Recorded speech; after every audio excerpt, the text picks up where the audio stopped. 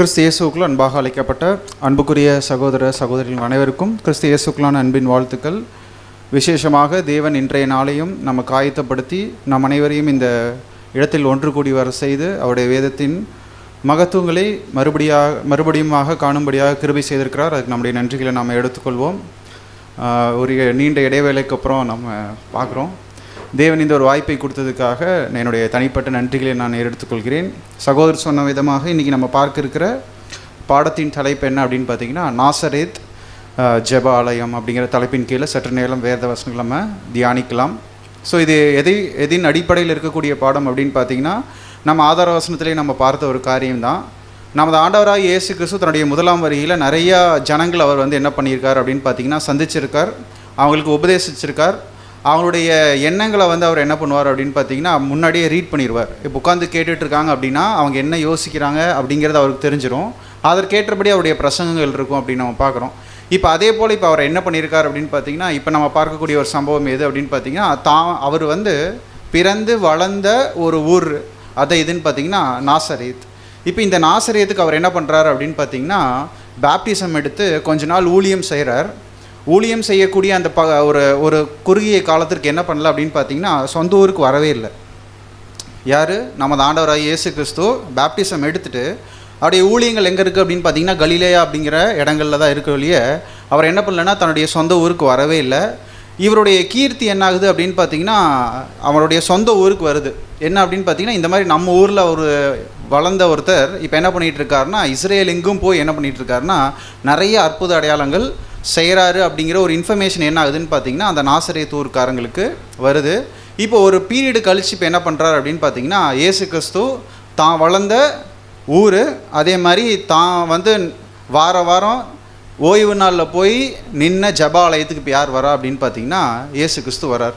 இப்போ என்ன பண்ண போகிறோம் அப்படின்னு பார்த்தீங்கன்னா, இப்போ இயேசு கிறிஸ்து அங்கே நின்று என்ன சொல்ல போகிறார், அந்த ஜபாலயத்தில் இருந்த தங்களுடைய சொந்த ஊருக்காரங்களுடைய எதிர்பார்ப்பு என்னவாக இருந்துச்சு அப்படிங்கிறது குறித்து தான் எனக்கு என்ன பண்ண போகிறோன்னா பார்க்க போகிறோம். அப்போ ரெண்டு பேர், இயேசு கிறிஸ்து அப்புறம் அந்த நாசரேத் ஊருக்காரங்க. இப்போ இவங்க ரெண்டேத்துக்கு நடுவில் நடக்கக்கூடிய விஷயங்களை குறித்து தான் இன்றைக்கி என்ன பண்ண போகிறோன்னு பார்த்தீங்கன்னா பார்க்க இருக்கிறோம். ஸோ முதலாம் வருகையினுடைய அவருடைய நோக்கம் என்ன அப்படின்னு பார்த்தீங்கன்னா, முழுக்க இஸ்ரேல் ஜனங்கள் அப்படிங்கிற ஒரு ஊரை, அதாவது ஒரு நாட்டை குறித்து நம்ம பேசியிருந்தாலும், ஆனால் அவருடைய ஊழியங்களில் பார்த்தீங்கன்னா ஒரு சில இடங்களெல்லாம் அவர் என்ன பண்ணியிருப்பார்னு பார்த்தீங்கன்னா பர்பஸாக தவிர்த்திருப்பார். இப்போ அதே போல் தான் அவருடைய ஆரம்பகால ஊழியங்களில் அவர் தவிர்த்த இடம் எது அப்படின்னு பார்த்தீங்கன்னா இந்த நாசரேத் அப்படின்னு நம்ம பார்க்குறோம். ஏறக்குறைய இந்த சம்பவங்கள் நம்ம வாசிக்கிறது என்ன சொல்கிறாங்க அப்படின்னு பார்த்தீங்கன்னா, ஏறக்குறைய அவர் பேப்டிசம் எடுத்து 1 வருஷம் ஆயிடுச்சு அப்படின்னு சொல்கிறாங்க. அப்போ 1 வருஷம் அவர் என்ன பண்ணல, சொந்த ஊருக்கு வரவே இல்லை. அப்போ ஏதோ ஒரு காரணம் என்ன இருக்கும். இப்போ இந்த காரணம் முடிஞ்சிருச்சு. இப்போ 1 வருஷம் கழிச்சு இப்போ என்ன பண்ணுறாரு அப்படின்னு பார்த்தீங்கன்னா திருப்பியும் தன்னுடைய ஊருக்கு வரார். அதுவும் முக்கியமாக எங்கே அப்படின்னு பார்த்தீங்கன்னா ஜபாலயத்துக்கு வரார். இப்போ நம்ம சொல்லணும் அப்படின்னா வாரம் அவர் ஞாயிற்றுக்கிழமை எந்த எக்லீஷியாவுக்கு போயிட்டு இருந்தாரோ 1 வருஷம் கழிச்சு அவர் என்ன பண்ணுறாரு, திருப்பி அங்கே வராரு. இப்போ அவர் கையில் இப்போ என்ன கொடுக்கப்படுது, புஸ்தகம் கொடுக்கப்படுது. இப்போ அவரை வாசிக்க சொல்கிறாங்க. இப்போ வாசித்ததுக்கப்புறம் அவர் என்ன சொல்லுவார் அப்படின்னு சொல்லி என்ன பண்ணுறாங்க அப்படின்னு பார்த்தீங்கன்னா எதிர்பார்க்குறார். நம்ம மீண்டுமாக அந்த ஆதார வசனம் வாசிக்கலாம். லூக்கா 4ஆம் அதிகாரம் 16ஆம் வசனம் 17ஆம் வசனம். லூக்கா 4ஆம் அதிகாரம் வசனங்கள் 16 மற்றும் 17.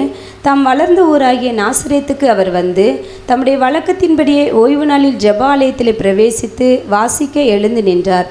அப்பொழுது ஏசாயா தீர்க்கதரிசியின் புஸ்தகம் அவரிடத்தில் கொடுக்கப்பட்டது. அவர் புஸ்தகத்தை விரித்த போது, ஸோ இப்போ இது ஒரு ரொட்டீன் தான். இப்போ இயேசு கிறிஸ்துவுக்கு இது புதுசு கிடையாது. இப்போ இயேசு கிறிஸ்து வராரு, ஜபாலயத்தில் நிற்கிறாரு. இப்போ ஜபாலயத்தில் நின்னதுக்கப்புறம் அவருக்கு என்ன கொடுக்கப்படுது அப்படின்னு பார்த்தீங்கன்னா, ஏசாயா தீர்க்கதரிசன புஸ்தகம் அவர் கையில் என்ன பண்ணப்படுது அப்படின்னு பார்த்தீங்கன்னா கொடுக்கப்படுது. ஸோ இது ஒரு வித்தியாசமான ஒரு செயல் மாதிரியே இல்லை. அப்போ அவருக்கு எந்த பழக்கம் அப்படின்னு பார்த்தீங்கன்னா, அங்கே தேவாலயத்தில் போய் வேதத்தை வாசிக்கிறது அவருக்கு ஒரு பரிச்சயமான ஒரு பழக்கம். இப்போ அதே போல் இப்போ என்ன பண்ணுறாரு அப்படின்னு பார்த்தீங்கன்னா, அந்த தேவாலயத்தில் ஏசாயா புஸ்தகத்தை வாங்குறாரு. இப்போ வாங்கிட்டு அதை என்ன பண்ண ஆரம்பிக்கிறார் அப்படின்னு பார்த்தீங்கன்னா படிக்க ஆரம்பிக்கிறார். இப்போ எந்த தீர்க்கதரிசனத்தை அவர் படிக்கிறார் அப்படிங்கிறத நம்ம வாசிக்கிறோம். லூக்கா 4ஆம் அதிகாரம் 18ஆம் வசனம். லூக்கா 4ஆம் அதிகாரம் 18ஆம் வசனம். கர்த்தருடைய ஆவி என்மேல் இருக்கிறது, தரித்திரருக்கு சுவிசேஷத்தை பிரசங்கிக்கும்படி என்னை அபிஷேகம் பண்ணினார். இருதயம் நறுங்குண்டவர்களை குணமாக்கவும், சிறைப்பட்டவர்களுக்கு விடுதலையையும், குருடருக்கு பார்வையும் பிரசித்தப்படுத்தவும், நொறுங்குண்டவர்களை விடுதலையாக்கவும். ஸோ இப்போ என்ன பண்ணுறாரு அப்படின்னு பார்த்தீங்கன்னா, ஏசாயால ஒரு தீர்க்கதரிசன புஸ்தகத்தை எடுத்து வாசிக்கிறார். இப்போ இது என்ன அப்படின்னு பார்த்தீங்கன்னா, இப்போ நம்ம பொதுவான கிறிஸ்தவர்கள் ஏதாவது ஒரு வசனம் வாசிக்கணும்னா டப்புன்னு இப்படி பைபிள் ஓப்பன் பண்ணி வர வசனத்தை வாசிச்சுட்டு அதான் வாக்குத்தத்த வசனம் அப்படிங்கிற மாதிரி இல்லை.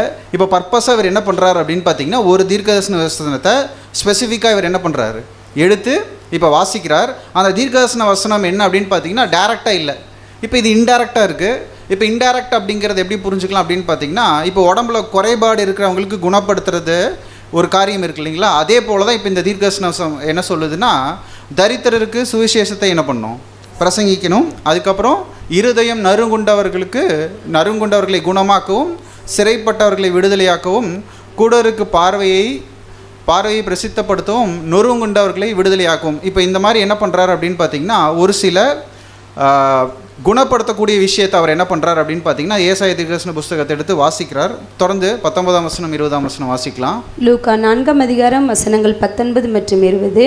கர்த்தருடைய அனுக்கிரக வருஷத்தை பிரசித்தப்படுத்தவும் என்னை அனுப்பினார் என்று எழுதியிருக்கிற இடத்தை அவர் கண்டு வாசித்து புஸ்தகத்தை சுருட்டி பணிவிடைக்காரனிடத்தில் கொடுத்து உட்கார்ந்தார். ஜெப ஆலயத்தில் உள்ள எல்லாருடைய கண்களும் அவர் மேல் நோக்கமாயிருந்தது. இப்போ இவர் சூஸ் பண்ண தீர்க்கதரிசன வசனத்தை என்ன பண்ணியாச்சு, வாசிச்சாச்சு. இப்போ வாசிச்சுட்டு புஸ்தகத்தை சுற்றி என்ன பண்ணிட்டாரு, கொடுத்துட்டு அமைதியாக உட்காந்துட்டார். இப்போ எல்லோரும் அப்படி ஃபோக்கஸ் பண்ணுறாங்க அவரை, என்ன அப்படின்னா என்ன சொல்லுவார் அப்படின்னு சொல்லிட்டு. என்ன அப்படின்னா இவரை பற்றி என்ன பண்ணியிருக்காங்க, நிறைய கேள்விப்பட்டாச்சு.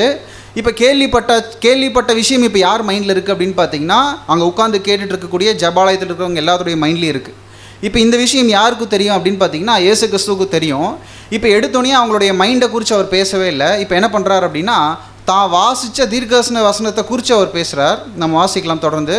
லூக்கா 4ஆம் அதிகாரம் 21ஆம் வசனம் 22ஆம் வசனம். லூக்கா 4ஆம் அதிகாரம் வசனங்கள் 21 முதல். அப்பொழுது அவர் அவர்களோட பேசத் தொடங்கி, உங்கள் காதுகள் கேட்க இந்த வேத வாக்கியம் இன்றைய தினம் நிறைவேறிற்று என்றார்.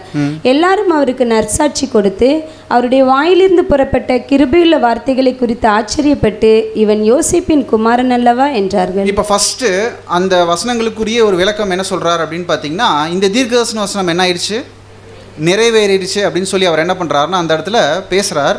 இப்போ இந்த பேசின ஸ்டேட்மெண்ட் வந்து ரொம்ப பிடிச்சிருச்சு. யாருக்குன்னு பார்த்தீங்கன்னா, அந்த நாசரேத் ஊர்க்காரங்களுக்கு ரொம்ப பிடிச்சிருச்சு. இவர் சொன்ன இந்த வார்த்தையை அவங்க எப்படி பார்க்குறாங்கன்னா, எல்லாரும் அவருக்கு நற்சாட்சி கொடுத்தார்கள். இப்போ என்ன பண்ணியிருக்காங்க, அவர் என்ன பண்ணியிருக்காங்க, நற்சாட்சி கொடுத்தாங்கன்னா புகழ்ந்து பேசியிருக்காங்க. புகழ்ந்து பேசிட்டு என்ன சொல்லியிருக்காங்கன்னா, அவருடைய வாயிலிருந்து புறப்பட்ட கிருபையுள்ள வார்த்தைகளை குறித்து ஆச்சரியப்பட்டார்கள். இப்போ கிருபையுள்ள வார்த்தை எது அப்படின்னா, தீர்க்கதரிசனம் என்ன ஆயிடுச்சு, நிறைவேறிச்சுன்னு சொன்ன அந்த கிருபையுள்ள வார்த்தைகள் இவங்களுக்கு எப்படி இருந்துச்சுன்னா ரொம்ப சந்தோஷமாக இருந்துச்சு. அதுக்கப்புறம் என்ன சொல்கிறாங்கன்னா, இவர் யார், யோசேப்பனுடைய குமாரன் தானே, இவர் இந்த ஊரில் தான் என்ன பண்ணிட்டு இருந்தார், வேலை செஞ்சுட்டு இருந்தார், இப்போ இவ்வளோ தூரம் பேசுகிறாரு அப்படின்னு சொல்லி என்ன பண்ணுறாங்க, ஜனங்கள் பேசுகிறாங்க. இப்போ இது வரைக்கும் என்ன இருக்குது அப்படின்னு பார்த்தீங்கன்னா, இந்த கான்வர்சேஷனில் இயேசு கிறிஸ்து பேசின அந்த தீர்க்கதரிசனம் அதுக்கு பெருசாக ஒரு விளக்கம்லாம் கொடுக்கல, தீர்க்கதரிசனம் நிறைவேறிச்சுன்னு சொல்கிறாரு. இதை கேட்டோன்னே இவங்களுக்கு என்ன ஆயிடுச்சுன்னா ரொம்ப சந்தோஷம்.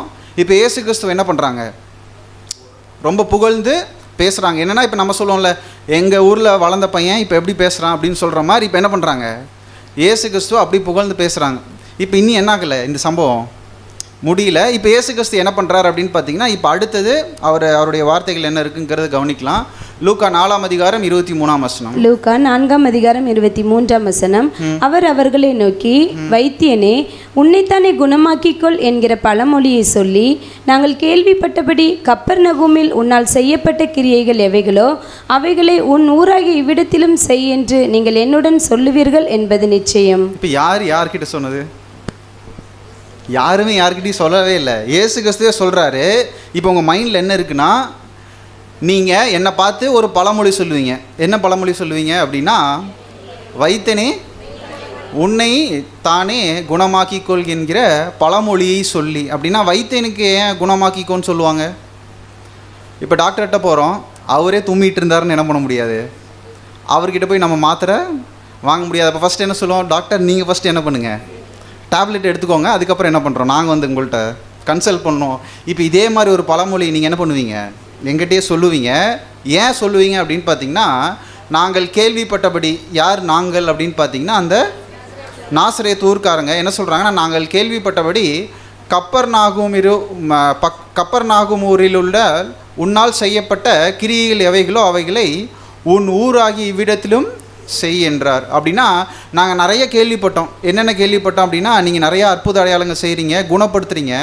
இப்போ இந்த குணப்படுத்தக்கூடிய எல்லா விஷயத்தையும் எங்கே செய்யணும், இங்கே வந்து நீங்கள் செய்யணும் அப்படின்னு சொல்லி நீங்கள் என்ன பண்ணுவீங்க, எங்கிட்ட சொல்லுவீங்க அப்படின்னா அங்கே உட்காந்து கேட்குறவங்களுடைய எதிர்பார்ப்பு என்ன அப்படின்னு பார்த்தீங்கன்னா, ஆச்சரியமாக பார்த்துட்டு இருந்தாங்களே, இப்போ நம்ம கேள்விப்பட்டபடி இப்போ நம்ம உடம்புல எல்லா வியாதியும் அவர் என்ன பண்ணிடுவார், குணப்படுத்திடுவார், நம்மளுக்கு எந்த பிரச்சனையும் இருக்காது அப்படின்னு சொல்லி எதிர்பார்ப்பில் அதை யாரை பார்த்துட்டு இருந்தாங்க, இயேசு கிறிஸ்துவை பார்த்துட்டு இருந்தாங்க. இப்போ இயேசு கிறிஸ்துவுக்கு இது புரிஞ்சிருச்சு.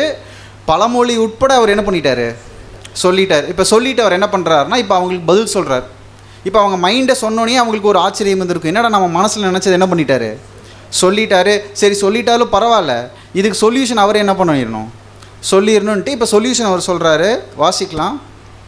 லூக்கா 4 அதிகாரம் 25 வசனம் 26 வசனம். லூக்கா 4 அதிகாரம் வசனங்கள் 25 முதல். அன்றியும் எலியாவின் நாட்களிலே 3 வருஷமும் 6 மாதமும் வானம் அடைபட்டு தேசமெங்கும் மிகுந்த பஞ்சம் உண்டாயிருந்த போது இஸ்ரேலருக்குள் அநேகம் விதவைகள் இருந்தார்கள். ஆயினும் எலியா சீதோன் நாட்டிலுள்ள சரப்தா ஊரில் இருந்த ஒரு விதவையினிடத்திற்கு அனுப்பப்பட்டானே அல்லாமல் மற்றொருத்தினிடத்திற்கும் அனுப்பப்படவில்லை. இப்போ டைரக்டாக ஆன்சர் சொல்லலை. இப்போ எக்ஸாம்பிள் எங்கே போயிடுறாரு, பழைய ஏற்பாட்டுக்கு போயிடுறாரு. இப்போ பழைய ஏற்பாட்டில் அவர் என்ன சொல்கிறாருன்னு பார்த்தீங்கன்னா, பழைய ஏற்பாட்டில் எலியா அப்படிங்கிற தீர்க்கதரிசி இருந்தார். ஆனால் அவர் என்ன பண்ணப்படலை அப்படின்னு பார்த்தீங்கன்னா, எல்லா விதவைக்கிட்டையும் அனுப்பப்படலை, ஒரே ஒரு விதவைக்கிட்ட தான் என்ன பண்ணப்பட்டார், அனுப்பப்பட்டார் அப்படின்னு சொல்லி அவர் என்ன பண்ணுறாருன்னு பார்த்தீங்கன்னா சொல்கிறாரு. இப்போ நமக்கு புரியாதபடி அவங்களுக்கு என்ன இருக்காது, புரிஞ்சிருக்காது. இப்போ நெக்ஸ்ட்டு செகண்ட் எக்ஸாம்பிள் சொல்கிறாரு தொடர்ந்து. லூக்கா 4 அதிகாரம் 27 வசனம். லூக்கா 4 அதிகாரம் 27 வசனம்.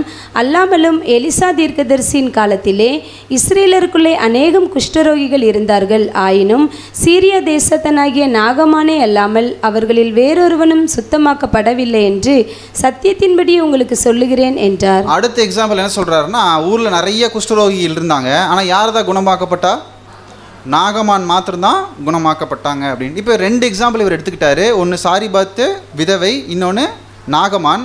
இவங்க 2 பேருமே என்ன அப்படின்னு பார்த்தீங்கன்னா, ஏதோ ஒரு ஸ்பெஷலான ஒரு விஷயத்தை பெற்றுக்கொண்டவங்க, ஒரு ஸ்பெஷலான ஒரு ஆசீர்வாதத்தை பெற்றுக்கொண்டவங்க. ஆனால் அவர் என்ன சொல்கிறாருன்னா, இந்த மாதிரி ஒரு சில ஆசீர்வாதங்கள் ஒரு சில பேருக்கு மாத்திரம்தான் என்ன ஆகும், கிடைக்கும்னு சொல்லிட்டார். இப்போ இந்த எக்ஸாம்பிளுக்கு நம்ம பின்னாடி போகலாம். இப்போ இந்த ஊர்க்காரங்க என்ன பண்ணிட்டாங்க அப்படின்னு பார்த்தீங்கன்னா, அதை புரிஞ்சுக்கிட்டாங்க. இப்போ என்ன புரிஞ்சுக்கிட்டாங்கன்னா, அப்போ நீங்கள் என்ன பண்ண மாட்டீங்க, எங்களுக்கு எந்த விதமான குணப்படுத்தலும் செய்ய மாட்டீங்கிறது என்ன ஆயிடுச்சு, புரிஞ்சிருச்சு. இப்போ என்ன ஆயிடுச்சுன்னா, யாரை ரொம்ப புகழ்ந்து பேசினாங்களோ இப்போ அந்த புகழ்ந்து பேசின இயேசு கிறிஸ்துக்கிட்ட இப்போ ஒரு ரியாக்ஷன் கொடுக்குறாங்க. யார் அப்படின்னு பார்த்தீங்கன்னா, நாசரேத்து ஊர்க்காரங்க. வாசிக்கலாம். லூக்கா 4 அதிகாரம் வசனங்கள் 28 முதல். ஜெப ஆலயத்தில் இருந்த எல்லாரும் இவைகளை கேட்ட பொழுது கோபம் உண்டு எழுந்திருந்து அவரை ஊருக்கு புறம்பே தள்ளி தங்கள் ஊர் கட்டப்பட்டிருந்த செங்குத்தான மலையின் சிகரத்திலிருந்து அவரை தலைகீழாய் தள்ளிவிடும்படிக்கு அவ்விடத்திற்கு கொண்டு போனார்கள். அவரோ அவர்கள் நடுவில் நின்று கடந்து போய்விட்டார். என்ன ஆயிடுச்சு, ஃபஸ்ட்டு வந்து என்ன வந்துருச்சு, கோபம், பயங்கர கோபம். என்ன அப்படின்னு பார்த்தீங்கன்னா, எல்லா ஊர்லேயும் போய் என்ன பண்ணீங்க, அற்புத அடையாளங்களாக பண்ணீங்க, ஆனால் இங்கே வந்து என்ன பண்ண மாட்டீங்க, செய்ய மாட்டீங்களான்னு சொல்லிட்டு ஃபஸ்ட்டு என்ன வந்துருச்சுன்னா பயங்கர கோபம். இப்போ கோபத்துடைய உச்சகட்டம் எங்கே அப்படின்னு பார்த்தீங்கன்னா, அவரை பிடிச்சி எங்கே இழுத்துட்டு போகிறாங்க, ஊருக்கு வெளியே. ஊருக்கு வெளியிலேயே எந்த மலை ரொம்ப ஹைட்டோ அந்த மலையில் என்ன பண்ணுறாங்க, கூட்டிகிட்டு போய் நிறுத்தி எப்படி தள்ளி விடுறாங்களாம்மா, தலைகீழா. அப்படின்னா என்ன பண்ணணும்னு நினைக்கிறாங்க, இயேசு கிறிஸ்து அங்கேயே கொலை செஞ்சிடணும்னு சொல்லி யார் நினைக்கிறது, அந்த நாசரேத்து ஊர்க்காரங்க. நாசரேத்து ஊர்க்காரங்கன்னு சொன்னால் தூரமாக இருக்கும். யார் அவங்க, சொந்த ஊர்க்காரங்க. இப்போ என்ன டிசைட் பண்ணிட்டாங்க, எங்களுக்கு நீ குணப்படுத்தாமல் நீங்கள் என்ன பண்ண வேண்டாம், உயிரோடவே இருக்க வேண்டாம் அப்படின்னு சொல்லிட்டு நேராக மலை உச்சியில் கூட்டிகிட்டு போய் என்ன பண்ணுறாங்களாம்மா, தலைகீழ தள்ளி விடுறதுக்கு ரெடி ஆகிட்டாங்க. இப்போ நம்ம படிக்கிறீங்களா, பின்னாடி இஸ்ரேல் ஜனங்கள் தான் வந்து கொலை செய்யறதுக்கு, சிலுவையில் ஒப்பு கொடுக்கறதுக்கு வந்து எல்லோரும் பிரயாசப்பட்டாங்க. அப்படிலாம் கிடையாது. ஃபஸ்ட் இயர் அதை பேப்டிசம் எடுத்து ஒரே வருஷத்தில் என்ன அட்டெம்ப்ட் வந்துருச்சு, இயேசு கிறிஸ்துவை கொலை செய்யறதுக்கு அட்டெம்ப்ட் வந்துருச்சு. யார் தான் அப்படின்னு பார்த்தீங்கன்னா, அவங்களுடைய சொந்த ஊர்க்காரங்க தான். இப்போ என்ன அப்படின்னு போயிடுச்சிங்கன்னா, 2 விதமான ஒரு குணலட்சணம் அவங்கள்ட்ட வெளிப்படுது. ஃபஸ்ட்டு என்ன பண்ணுறாங்கன்னா, இயேசு கிறிஸ்துவ பயங்கரமாக பாராட்டுறாங்க. என்ன சொல்கிறாங்கன்னா, எங்கள் ஊர்க்காரங்க இந்த மாதிரி யோசேப்பினுடைய பையன் அப்படின்னு சொல்லி பேசினவங்க அப்படியே என்ன ஆகுது அப்படின்னு பார்த்தீங்கன்னா, ஒரு சில மணி நேரங்களில் டக்குன்னு அந்த ரியாக்ஷன் எப்படி மாறுதுன்னு பார்த்தீங்கன்னா, அதே இயேசு கிறிஸ்துவை கொலை செய்கிறதுக்கு என்ன ஆகிட்டாங்க அப்படின்னு பார்த்தீங்கன்னா ரெடி ஆகிட்டாங்க. இப்போ என்ன அப்படின்னு பார்த்தீங்கன்னா, இயேசு கிறிஸ்து ஃபஸ்ட்டு எடுத்தோன்னு என்ன பண்ணல அப்படின்னு பார்த்தீங்கன்னா, இந்த பதில் சொல்லாமல் ஃபஸ்ட்டு அவர் என்ன பண்ணுறாரு அப்படின்னு பார்த்தீங்கன்னா, இந்த தீர்க்கதரிசன வசனங்கள் நிறைவேறிச்சுன்னு சொன்னோன்னே இவங்களுக்கு என்ன ஆயிடுச்சுன்னா பயங்கர சந்தோஷம். ஓகே, ஏதோ ஒரு நன்மை நமக்கு என்ன பண்ணிடுவார், செஞ்சிருவாருன்னு சொல்லிவிட்டு அதுக்கப்புறம் தான் அவர் என்ன பண்ணுறாருன்னா, அவங்களுடைய மைண்டில் இருக்க விஷயத்த அவர் பேச ஆரம்பிக்கிறார். இப்போ நமக்கு என்ன லெசன் அப்படின்னு பார்த்தீங்கன்னா, இப்போ இயேசு கிறிஸ்து நிறைய ஜனங்களை வந்து அவர் என்ன பண்ணியிருக்காருன்னா பார்த்துருக்கார், உபதேசிச்சிருக்கார். இப்போ அதே போல் தான் இப்போ என்ன பண்ணிகிட்டு இருக்கார் அப்படின்னு பார்த்தீங்கன்னா, தன்னுடைய சொந்த ஊர்கிட்ட அவர் பேசிகிட்டு இருக்கார். இப்போ இந்த சொந்த ஊருக்காரங்களுடைய எதிர்பார்ப்பு என்ன, அந்த எதிர்பார்ப்பில் இருந்த தவறு என்ன, அந்த தவறு என்ன அப்படிங்கிறத அவர் என்ன பண்ணுறார் அப்படின்னு பார்த்தீங்கன்னா 2 எக்ஸாம்பிள் வச்சு அவர் என்ன பண்ணுறாருன்னா சொல்கிறார். ஒன்று சாரிபாத் ஊரில் இருந்த அந்த விதவை, இன்னொன்று யார் அப்படின்னு பார்த்தீங்கன்னா நாகமான். இப்போ நாசரேத் ஊர்க்காரங்கள்ட்ட இல்லாதது அப்படி என்ன அந்த சாரிபாத் விதவைக்கிட்டையும் நாகமான்கிட்டே இருந்துச்சு அப்படிங்கிறத நம்ம என்ன பண்ணோம் பார்க்கணும். இப்போ இவங்கள்ட்ட இருந்த எதிர்பார்ப்பு என்னென்னா, இயேசு கிறிஸ்து என்ன பண்ணணும் அப்படின்னு பார்த்தீங்கன்னா இவங்களுக்கு நன்மை செய்யணும் அப்படிங்கிற ஒரு எதிர்பார்ப்பில் இருந்தாங்க. அந்த எதிர்பார்ப்பு நடக்காத போது இப்போ அவங்களுடைய கேரக்டர் எப்படி மாறிடுது அப்படின்னு பார்த்தீங்கன்னா, கொலை செய்கிறதுக்கு என்ன ஆகிட்டாங்க அப்படின்னு பார்த்தீங்கன்னா ரெடி ஆகிட்டாங்க. ஸோ அப்போ டிஃபால்ட்டாகவே அவங்களுடைய கேரக்டர் எப்படி அப்படின்னு பார்த்தீங்கன்னா கொஞ்சம் மூர்க்கமான ஜனங்களாக தான் இருக்காங்க. இப்போ இந்த ஜனங்களுக்கு அவர் என்ன அட்வைஸ் கொடுக்குறாருன்னா, நீங்கள் ஏன் என்ன நன்மை செய்யணும்னு சொல்லி எதிர்பார்க்குறீங்க? நீங்கள் 2 பேர் மாதிரி இருந்தால் உங்களுக்கு நன்மை என்னாகும்? தானாக வரும். இந்த 2 பேர் யார் அப்படின்னு பார்த்தீங்கன்னா, ஒருத்தர் சாரிபாத் விதவை, இன்னொருத்தங்க யார் அப்படின்னு பார்த்தீங்கன்னா நாகமான். இப்போ அடுத்து நம்ம என்ன கவனிக்கணும் அப்படின்னு பார்த்தீங்கன்னா, அப்போ இயேசு கிறிஸ்து அந்த நாசரேத் ஊர்க்காரங்கள்ட்ட சொன்னது என்ன அப்படின்னு பார்த்தீங்கன்னா, உங்களுக்கு நன்மை வேணும், உங்களுக்கு ஒரு அற்புதமான காரியங்கள் உங்களுடைய வாழ்க்கையில் நீங்கள் நடக்கணும் அப்படின்னா நீங்கள் யாரை கவனித்து பாருங்கள் அப்படின்னா சாரிபாத் விதவையும் நாகமானையும். அப்படி என்ன இவங்க கேரக்டர் காட்டினாங்க அப்படிங்கிறத நம்ம என்ன பண்ணணும் கவனிக்க வேண்டியதில் இருக்கும். இப்போ இந்த சாரிபாத் ஊரில் இருந்த விதவை அப்படிங்கிறவங்க, அந்த விதவையினுடைய பெயர் கொடுக்கப்படல, அவங்க எந்த ஊர்க்காரங்க? சாரிபாத் ஊர்க்காரங்க. இப்போ இந்த சாரிபாத் ஊரில் இருக்கக்கூடிய விதவையினுடைய வீட்டுக்கு தான் யார் அனுப்பப்படுறா அப்படின்னு பார்த்தீங்கன்னா எலியா அனுப்பப்படுறார் அப்படின்னு நம்ம பார்க்குறோம். இப்போ இந்த எலியாவுடைய காரியத்தை நம்ம கவனிக்கிறதுக்கு முன்னாடி இப்போ எலியாவுக்கு என்ன தேவை அப்படின்னு பார்த்தீங்கன்னா, யாராவது உணவு கொடுத்து என்ன பண்ணணும்? போஷிக்கணும். ஆனால் தேவன் நினச்சா அவர் என்ன பண்ண முடியும் அப்படின்னு பார்த்தீங்கன்னா, காகங்கள் மூலியமாக கூட என்ன பண்ணலாம்? போஷிக்கலாம். ஆனால் இந்த டைம் அவர் என்ன பண்ணல அப்படின்னு பார்த்தீங்கன்னா, அந்த மாதிரி காகங்கள்லாம் கொடுக்கல. அதுக்கு பதிலாக அவர் என்ன சொல்கிறாருன்னா, நீ நேராக கிளம்பி எங்கே போயிரு? சாரிபாத் ஊருக்கு போ, அங்கே ஒரு விதவை இருப்பாங்க, அந்த விதவைக்கிட்ட நீ போய் என்ன பண்ணு, கொஞ்ச நாள் அவங்க கூட இரு அப்படின்னு சொல்லி அனுப்பிச்சி வச்சிடுறார். இப்போ என்ன பண்ணப்படுது அப்படின்னு பார்த்தீங்கன்னா, ஊர் ஃபுல்லாக பயங்கர பஞ்சம், எங்கேயுமே சாப்பாடு இல்லை. இப்போ சாப்பாடு இல்லாத நேரத்தில் இப்போ எலியா என்ன பண்ணுறாருன்னு பார்த்தீங்கன்னா, ஒருத்தருடைய வீட்டுக்கு கெஸ்ட்டாக போகிறார். இப்போ கெஸ்ட்டு வந்தால் நம்ம என்ன பண்ணியாகணும்? கவனிக்கணும். இப்போ அதே ஒரு நிலைமையில் தான் இப்போ யார் இருக்க போகிறோம் அப்படின்னு பார்த்தீங்கன்னா, இந்த சாரிபாத்து விதவை இருக்க போகிறாங்க. இப்போ எலியா என்ன பண்ணுறாரு அப்படின்னு பார்த்தீங்கன்னா, அவங்கள மீட் பண்ண போகிறார். நம்ம வாசிக்கலாம். 1 ராஜாக்கள் 17ஆம் அதிகாரம் 9ஆம் வசனம் 10ஆம் வசனம். 1 ராஜாக்கள் 17ஆம் அதிகாரம் வசனங்கள் 9 மற்றும் 10. நீ எழுந்து சீதோனுக்கு அடுத்த சாரிபாத் ஊருக்கு போய் அங்கே தங்கியிரு, உன்னை பராமரிக்கும்படி அங்கே இருக்கிற ஒரு விதவைக்கு கட்டளையிட்டேன் என்றான். அப்படியே அவன் எழுந்து சாரிபாத்துக்கு போனான். அந்த பட்டணத்தின் ஒளிமுக வாசலுக்கு அவன் வந்தபோது அங்கே ஒரு விதவை விறகு பொறுக்கி கொண்டிருந்தாள். அவன் அவளை பார்த்து கூப்பிட்டு, நான் குடிக்கிறதற்கு கொஞ்சம் தண்ணீர் ஒரு பாத்திரத்தில் எனக்கு கொண்டு வா என்றான். இப்போ சொன்னப்பட்டபடி எலியா என்ன பண்ணுறாருன்னா, அந்த விதவையினுடைய வீட்டுக்கு போகிறார். வீட்டுக்கு டைரெக்டாக போல, அவர் போகிற வழியில் என்ன பண்ணுறாருன்னு பார்த்தீங்கன்னா, அந்த விதவையை மீட் பண்ணுறாரு. அந்த விதவை என்ன பண்ணிகிட்டு இருக்காங்க அப்படின்னு பார்த்தீங்கன்னா, விறகு பொறுக்கிட்டு இருக்காங்க. இப்போ விறகு பொறுக்கிட்டு இருக்கிற அந்த ஸ்திரீயை பார்த்து இவர் என்ன கேட்குறாருன்னா, கொஞ்சம் எனக்கு என்ன கொடு, தண்ணீர் கொடு அப்படின்னு சொல்லி என்ன பண்ணுறாங்கன்னா கேட்குறாங்க. உடனே அந்த ஸ்திரீ என்ன பண்ணுறாங்கன்னா, தண்ணீர் கொடுக்கறதுக்காக போகிறாங்க. தொடர்ந்து வாசிக்கலாம். 1 ராஜாக்கள் 17ஆம் அதிகாரம் 11ஆம் வசனம் 12ஆம் வசனம். 1 ராஜாக்கள் 17ஆம் அதிகாரம் வசனங்கள் 11 முதல். கொண்டு வர அவள் போகிற போது அவன் அவளை நோக்கி கூப்பிட்டு, கொஞ்சம் அப்பமும் உன் கையில் எனக்கு கொண்டு வா என்றான். ஃபர்ஸ்ட் எடுத்தோன்னே என்ன பண்ணல, டைரெக்டாக அப்பத்தை கேட்கல. ஃபர்ஸ்ட் என்ன கேட்குறாரு? தண்ணி கேட்குறாங்க. தண்ணி கொண்டு வர போகும்போது சரி அப்படியே இருங்க, இன்னொன்று என்ன பண்ணிடுங்க, அப்பமும் சேர்த்திக்கோங்க அந்த மெனுவில் அப்படின்னு சொல்லி என்ன பண்ணுறாரு எலியா வந்து கேட்குறாரு. தொடர்ந்து வாசிக்கலாம். அதற்கு அவள், பானையில் ஒரு பிடி மாவும் கலயத்தில் கொஞ்சம் எண்ணெயுமே அல்லாமல் என்னிடத்தில் ஒரு அடையும் இல்லை என்று உம்முடைய தேவனாகிய கர்த்தருடைய ஜீவனை கொண்டு சொல்லுகிறேன். இதோ நானும் என் குமாரனும் சாப்பிட்டு செத்து போக அதை எனக்கும் அவனுக்கும் ஆயத்தப்படுத்துகிறதற்கு 2 விறகு பொறுக்குகிறேன் என்றாள். இப்போ வந்து தன்னுடைய இயலாமையை ரொம்ப ஃப்ராங்காக அவங்க என்ன பண்ணுறாங்கன்னா சொல்கிறாங்க. இப்போ நாங்கள் எப்படி இருக்கோம் அப்படின்னு பார்த்தீங்கன்னா, எங்கள் வீட்டில் நாங்கள் 2 பேர் தான் இருக்கோம். எங்கள் 2 பேர்த்துக்கும் ஒரு வேளை சாப்பாடு மட்டும் இருக்குது. அந்த சாப்பாடு என்ன அப்படின்னா, கொஞ்சம் மாவு கொஞ்சம் எண்ணெய் இருக்குது. இப்போ இதை சமைக்கணும்.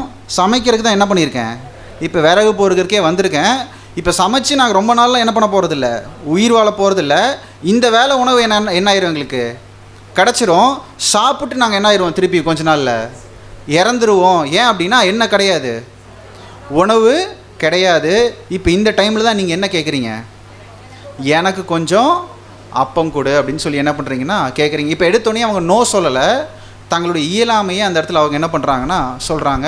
என்னென்னா, நாங்கள் 2 பேரும் சாக போகிறோம், சாகிறதுக்கு முன்னாடி எங்களுக்கு சாப்பிட்றதுக்கு எத்தனை தான் இருக்குது, ஒரே வேளை சாப்பாடு மட்டும்தான் இருக்குது அப்படின்னு சொல்லி கேட்கும்போதும் எலியா என்ன பண்ணல, அங்கே கன்வின்ஸ்லாம் ஆகலை. பரவாயில்ல, நீ என்ன பண்ணு, ஃபஸ்ட்டு என்ன பண்ணு, எனக்கு கொண்டு வா அப்படின்னு சொல்லி அவர் என்ன பண்ணுறாருன்னா சொல்கிறார். வாசிக்கலாம் 13ஆம் வசனம் 14. 1 ராஜாக்கள் 17ஆம் அதிகாரம் வசனங்கள் 13 முதல். அப்பொழுது எலியா அவளை பார்த்து, பயப்படாதே, நீ போய் உன் வார்த்தையின்படி ஆயத்தப்படுத்து, ஆனாலும் முதல் அதிலே எனக்கு ஒரு சிறிய அடையை பண்ணி என்னிடத்தில் கொண்டு வா, பின்பு உனக்கும் உன் குமாரனுக்கும் பண்ணலாம். கர்த்தர் தேசத்தின் மேல் மழையை கட்டளையிடும் நாள் மட்டும் பானையின் மா செலவழிந்து போவதும் இல்லை, கலசத்தின் எண்ணெய் குறைந்து போவதும் இல்லை என்று இஸ்ரேலின் தேவனாகிய கர்த்தர் சொல்லுகிறார் என்றான். இப்போ அந்த அம்மா கிட்ட அவர் என்ன சொல்கிறாருன்னா, நீ ஒன்றும் கவலைப்படாத, ஃபஸ்ட்டு என்ன பண்ணு, நீ குக் பண்ணணும்னு நினச்சதெல்லாம் கரெக்டு தான், நீ போய் சமமா ஃபஸ்ட்டு என்ன பண்ணிடு, எனக்கு ஒன்று கொடுத்தீங்கன்னா உனக்கு என்ன கிடைக்கும்னா, இந்த பஞ்சகாலம் முடிகிற வரைக்கும் உனக்கு என்ன ஆகாது, மாவு தீந்தே போகாது, உனக்கு கண்டினியூஸ் என்ன ஆகிட்டே இருக்கும், கிடச்சிட்டே இருக்கும். இப்போ சாரிபாத் அந்த விதவை என்ன நினச்சிருக்கலாம் அப்படின்னா, இவர் சாப்பாடு வேணுங்கிறக்கா என்ன பண்ணிகிட்ருக்காரு, ஏதோ சொல்லிகிட்டு இருக்காரு, கொடுத்தா என்ன ஆயிரும் நமக்கு, இந்த ஒரு வேளை சாப்பாடு இல்லாமல் போயிருன்னு சொல்ல என்ன பண்ணல, நினைக்கல. உடனே அவங்க என்ன பண்ணுறாங்க அப்படின்னு பார்த்தீங்கன்னா, அவர் தேவனுடைய மனுஷன் அப்படிங்கிறதுனால அதை நம்பி அவங்க என்ன பண்ணுறாங்கன்னா, தங்களுடைய ஒரு வேளை சாப்பாடு, இனி ஒரு வேளைங்கிறத விட தங்களுடைய ஜீவனை மறிக்காமல் தள்ளி போடுறதுக்கான ஒரே வாய்ப்பு தான் அந்த ஒரு வேளை உணவு தான். அந்த ஒரு வேளை உணவையும் இப்போ யாருக்காக பகிர்ந்து கொடுக்குறாங்க அப்படின்னு பார்த்தீங்கன்னா, அந்த எலியாக்கிட்ட பகிர்ந்து கொடுக்குறாரு. இப்போ அவங்கள்ட்ட ஏதாவது பெரிய எதிர்பார்ப்பு இருந்திருக்குமான்னு பார்த்தீங்கன்னா, எலியாக்கிட்ட ஒன்றுமே கிடையாது. அவர் தேவனுடைய மனுஷன் கேட்குறாரு அப்படிங்கிறதுக்காக தன்னுடைய ஜீவனுக்காக வச்சுருக்கக்கூடிய அந்த உணவில் ஒரு போர்ஷன் இப்போ என்ன பண்ணுறாங்க அப்படின்னு பார்த்தீங்கன்னா எடுத்து அந்த எலியா கிட்ட அவர் கொடுக்குறாங்க. இப்போ இதைத்தான் இயேசு கிறிஸ்து என்ன ரெஃபர் பண்ணுறாரு அப்படின்னு பார்த்தீங்கன்னா, இப்போ நீங்கள் ஏன் உங்களை பிளஸ் பண்ணணும், உங்களை ஆசீர்வதிக்கணும், உங்களுக்கு அற்புதங்கள் செய்யணும் நீங்கள் எதிர்பார்க்குறீங்க, நீங்கள் யாரை கவனித்து பாருங்கள் அப்படின்னா, இந்த சாரிபாத் விதவையை கவனித்து பாருங்கள். அவங்கக்கிட்ட ஒன்றுமே இல்லை, இருந்ததே என்ன தான் அப்படின்னு பார்த்தீங்கன்னா ஒரு வேளை உணவு தான். அதுலேயும் எலியா கேட்கும்போது அதை என்ன பண்ணிட்டாங்க அப்படின்னு பார்த்தீங்கன்னா கொடுத்துட்டாங்க. ஸோ அப்போ இந்த இடத்துல கவனிக்கும்போது இப்போ இஸ்ரேல் ஜனங்கள் அந்த நாசரேத் ஊர்க்காரங்களுடைய கேரக்டர் என்ன அப்படின்னு பார்த்தீங்கன்னா, ஏதாவது நீ என்ன பண்ணணும், எனக்கு நன்மை செய்யணும். ஆனால் இந்த சாரிபாத் விதவைக்கு இந்த எலியா யாருன்னே தெரியாது. ஏதோ தூரத்துலேருந்து அவர் என்ன பண்ணியிருக்காரு, பிரயாணப்பட்டு தன்னுடைய வீட்டுக்கு வந்திருக்காரு. இருந்தாலும் அவங்களுக்கு என்ன ஒரு நம்பிக்கை அப்படின்னு பார்த்தீங்கன்னா, தேவனுடைய மனுஷன் சொன்னால் என்னாகும் நடக்கும்னு சொல்லிட்டு தனக்கு இருந்த அந்த ஜீவியத்திற்குண்டான ஒரு பங்கை என்ன பண்ணுறாங்கன்னு பார்த்தீங்கன்னா எடுத்து கொடுக்குறாங்க. ஸோ இப்போ இந்த மாதிரி ஒரு பஞ்ச காலத்தை நம்ம யோசிச்சு பார்த்தோம் அப்படின்னு பார்த்தீங்கன்னா, உணவே எங்கேயும் இல்லை அப்படின்னா ஒரு உணவுக்காக என்ன பண்ணுவாங்கன்னா நிறைய பேர் என்ன பண்ணிக்குவாங்க, சண்டை போட்டுக்குவாங்க. எதுக்காக அப்படின்னு பார்த்தீங்கன்னா, எப்படியாவது நம்மளுடைய ஜீவனை என்ன பண்ணிடணும், நம்ம காப்பாற்றிடணும் அப்படிங்கிற ஒரு பிரயாசத்தில் அந்த டைமில் பெரியவங்க சின்னவங்க என்ன பண்ண மாட்டாங்க, பெண் குழந்தைங்களெல்லாம் பார்க்கவே மாட்டாங்க. தங்களுடைய ஜீவனை காப்பாற்றிக்கிறதுக்கு என்ன வேணால் செய்கிறதுக்கு என்ன ஆயிடுவாங்கன்னு பார்த்தீங்கன்னா ரெடி ஆயிடுவாங்க. அதான் அந்த பஞ்சத்தினுடைய மோசம் என்ன அப்படின்னு பார்த்தீங்கன்னா, ஒரு ஸ்டேஜில் எல்லோரும் என்ன ஆயிடுவாங்க அப்படின்னு பார்த்தீங்கன்னா, அந்த உணவுக்காக என்ன வேணால் செய்யலாம் அப்படிங்கிற ஒரு எண்ணம் என்ன ஆயிரும் அப்படின்னு பார்த்தீங்கன்னா வந்துடும். அந்த மாதிரி ஒரு கொடுமையான ஒரு சூழ்நிலையில் தான் இந்த சாரிபாத்து அந்த விதவை இருக்காங்க. அந்த நிலைமையிலையும் இப்போ என்ன ஆகுது அப்படின்னு பார்த்தீங்கன்னா, தனக்கு உண்டான அந்த ஒரு பங்கை எடுத்து கொடுக்கறதுக்கான ஒரு எண்ணம் யார்கிட்ட இருந்துச்சு அப்படின்னு பார்த்தீங்கன்னா அந்த விதவைக்கிட்ட இருந்துச்சு. ஸோ அப்போ இந்த விதவை என்ன பண்ணல அப்படின்னு பார்த்தீங்கன்னா, ஏதாவது ஒரு தேவனுடைய மனுஷன் வருவார், அவருக்கு உணவு கொடுத்தா நமக்கு இந்த பஞ்சகாலம் வரைக்கும் உணவு இல்லாமல் தப்பிச்சுக்கலாம், அதாவது உணவு பற்றாக்குறை இல்லாமல் தப்பிச்சுக்கலாங்கிற ஒரு எண்ணத்துலையில் அவங்க என்ன பண்ணலன்னு பார்த்தீங்கன்னா செய்யலை. ஸோ அப்போ அவங்கள்ட்ட என்ன இல்லைன்னு பார்த்தீங்கன்னா, எந்த விதமான எதிர்பார்ப்பும் இல்லை. எந்த விதமான எதிர்பார்ப்பும் இல்லாமல் தன்னுடைய ஜீவனுக்கு ஈடானது தான் எதுன்னு பார்த்தீங்கன்னா அந்த உணவு. அதை எடுத்து கொடுக்குறதுக்கு அவங்க என்ன பண்ணாங்க அப்படின்னு பார்த்தீங்கன்னா தயங்கவே இல்லை, அதை எடுத்து என்ன பண்ணிட்டாங்க கொடுத்தாங்க. இப்போ இயேசு கிறிஸ்துவுக்கு என்ன அப்படின்னு பார்த்தீங்கன்னா, நீங்கள் நிறையா பழைய ஏற்பாட்டு புஸ்தகங்களெலாம் நீங்கள் படிச்சிருக்கீங்க. அந்த ஸ்திரீயை நீங்கள் கவனித்து பாருங்கள். அவங்க என்ன பண்ணலன்னா, எந்த எதிர்பார்ப்பும் இல்லாமல் தன்னுடைய ஜீவனுக்கு ஈடான ஒரு விஷயத்தை என்ன பண்ணுறாங்க அப்படின்னு பார்த்தீங்கன்னா தேவனுடைய மனுஷன்கிட்ட கொடுத்தாங்க. இப்போ யோசிச்சு பார்த்தோம்னா, இப்போ இதே எலியா வேறு ஏதாவது ஒரு வீட்டுக்கு போயிருந்தாலும் அந்த வீட்டில் இருக்கவங்க போஷிச்சிருந்தா அவங்க என்ன இருப்பாங்கன்னு பார்த்தீங்கன்னா, அந்த பஞ்சகாலம் இல்லாமல் ரொம்ப நல்ல ஒரு வாழ்க்கையை அவங்க வாழ்ந்திருப்பாங்க. ஆனால் இப்போ இந்த வாய்ப்பு யாருக்கு கிடச்சிதுன்னு பார்த்தீங்கன்னா இந்த ஒரு ஸ்திரீக்கு தான் கிடச்சிது. ஏன்னா இந்த ஸ்திரீக்கிட்ட போய் எலியா கேட்டால் இந்த ஸ்திரீ தான் என்ன பண்ணுவாங்க, அந்த மாதிரி ஒரு காலத்துலேயும் அவருக்கு உணவு கொடுப்பாங்க. இப்போ எலியானுடைய கேரக்டர் பார்த்திங்கன்னா ரொம்ப ரஃப்பான டைப் மாதிரி இருக்குது. ஒருத்தங்க சொல்கிறாங்க, நான் சாக போகிறேங்க, இந்த ஒரு வேளை உணவு தான் இருக்குது, சாப்பிட்டு நான் என்ன பண்ணிடுறேன், செத்து போயிடுறேன்னு சொல்லும்போது கூட எலியா என்ன கன்வின்ஸ்லாம் ஆகலை, பரவாயில்ல நீ என்ன பண்ணு, ஃபஸ்ட்டு எனக்கு கொண்டு வந்து கொடு அப்படின்னா. சில டைம் தேவனுடைய பிள்ளைகள்கிட்ட தேவன் எதிர்பார்க்குறது எப்படி தான் இருக்குன்னு பார்த்திங்கன்னா, இந்த மாதிரி ஒரு ஜென்ரலாக ஒரு ஜனங்கள் சொன்னால் அநியாயமாக இருக்கிற மாதிரி இருக்கும். அப்போ எப்போ அவங்க தனக்குரியதை வெறுத்துட்டு தனக்குரிய விஷயம்தான் தனக்கு தான் அப்படிங்கிறத அவங்க நிலை நிற்கிறாங்களா இல்லையான்னு பார்க்கறதுக்கு சில டைம் அவர் என்ன பண்ணுவார் அப்படின்னு பார்த்திங்கன்னா, நெக்ஸ்ட் லெவலில் போய் அவர் என்ன பண்ணுவார்னா நம்மக்கிட்ட சில விஷயங்களை அவர் எதிர்பார்ப்பார். இப்போ இந்த எந்த விதமான எதிர்பார்ப்புமே இல்லாமல் இப்போ இந்த ஸ்திரீ என்ன பண்ணிட்டாங்கன்னு பார்த்திங்கன்னா, தனக்குரிய விஷயத்தை எடுத்து கொடுத்துட்டாங்க. இப்போ எலியா என்ன பண்ணுறாருன்னா அங்கேயே இருக்கார். என்ன ஆகிட்டு இருக்குன்னா, உணவு அவருக்கு கிடைக்கப்பட்டுட்டே இருக்குது. அந்த ஸ்திரீ அவங்கள பராமரிக்கிறாங்க. ஒரு ஸ்டேஜில் என்ன ஆகுதுன்னு பார்த்தீங்கன்னா, அவங்க வீட்டில் இருந்த தன்னுடைய ஒரே பேரான குமாரன் என்ன ஆயிடுறாரு, இறந்து போயிடுறார். வாசிக்கலாம் 1 ராஜாக்கள் 17ஆம் அதிகாரம் 18ஆம் வசனம். 1 ராஜாக்கள் 17ஆம் அதிகாரம் 18ஆம் வசனம்.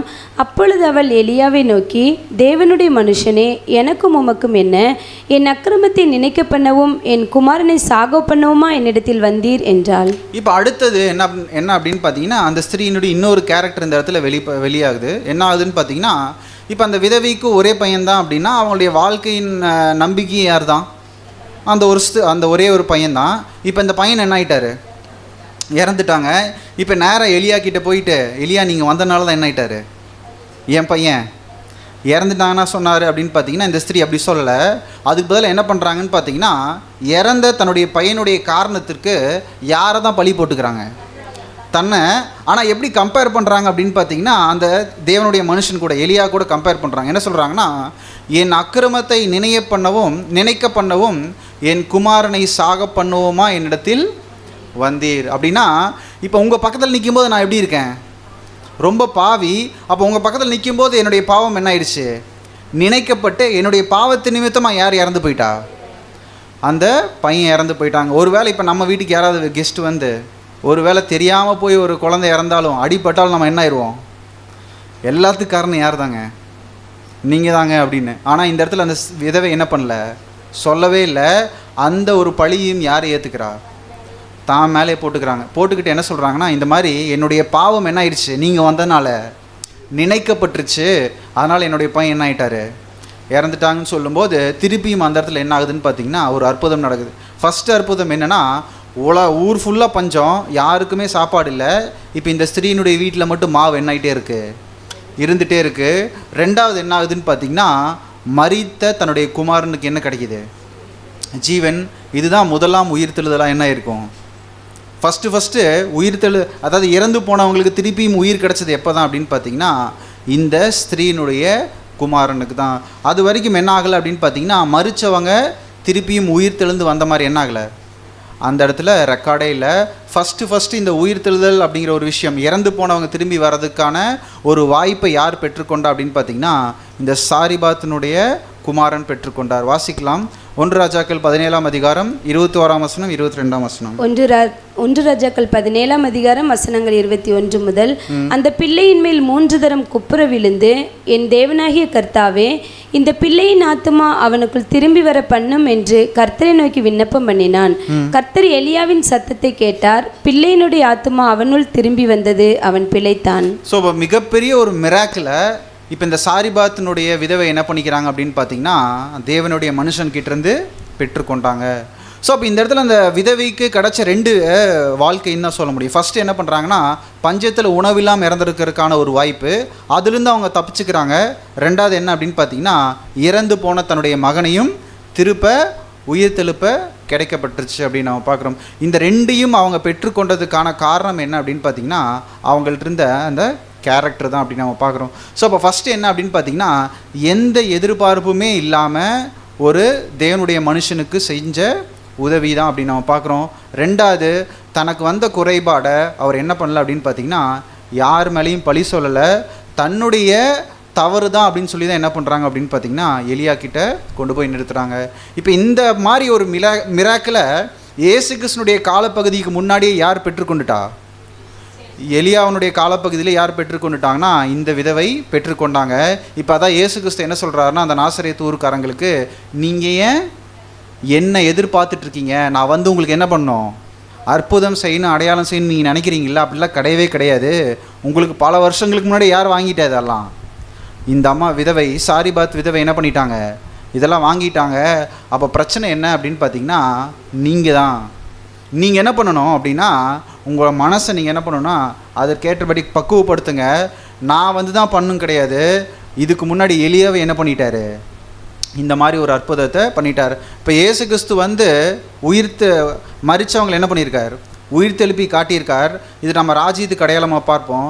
அதுக்கு முன்னாடி எலியாவுடைய காலப்பகுதியில் என்ன ஆயிடுச்சுன்னு பார்த்தீங்கன்னா, இந்த சாரிபாத் விதவை அப்பேற்பட்ட ஒரு அடையாளத்தை என்ன பண்ணிட்டாங்க, பெற்றுக்கொண்டாங்க அப்படின்னு நம்ம பார்க்குறோம். ஸோ அப்போ ஃபஸ்ட்டு என்ன அப்படின்னு பார்த்தீங்கன்னா, அவங்க தங்களுடைய ஜீவனை என்ன பண்ணல அப்படின்னு பார்த்தீங்கன்னா, பெருசாக எண்ணலை.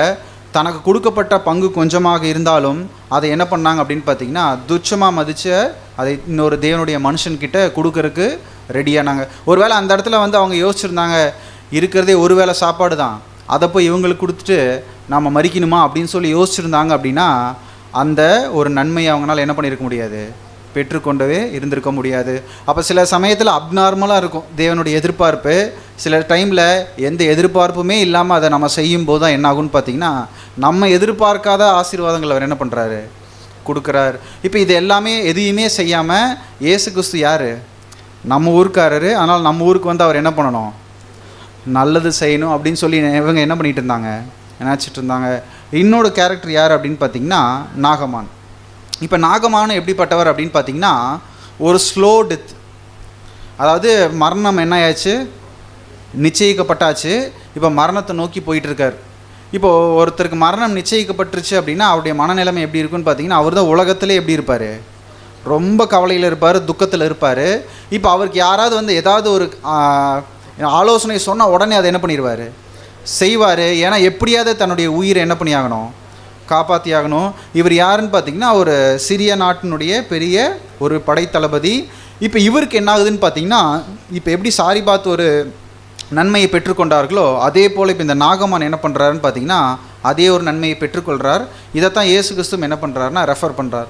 இப்போ நாகமான் எப்படி இந்த ஒரு ஆசீர்வாதத்தை பெற்றுக்கொண்டார், அவர்கிட்ட என்ன கேரக்டர் இருந்துச்சு அப்படிங்கிறதான் நம்ம அடுத்தது கவனிக்க இருக்கிறோம்.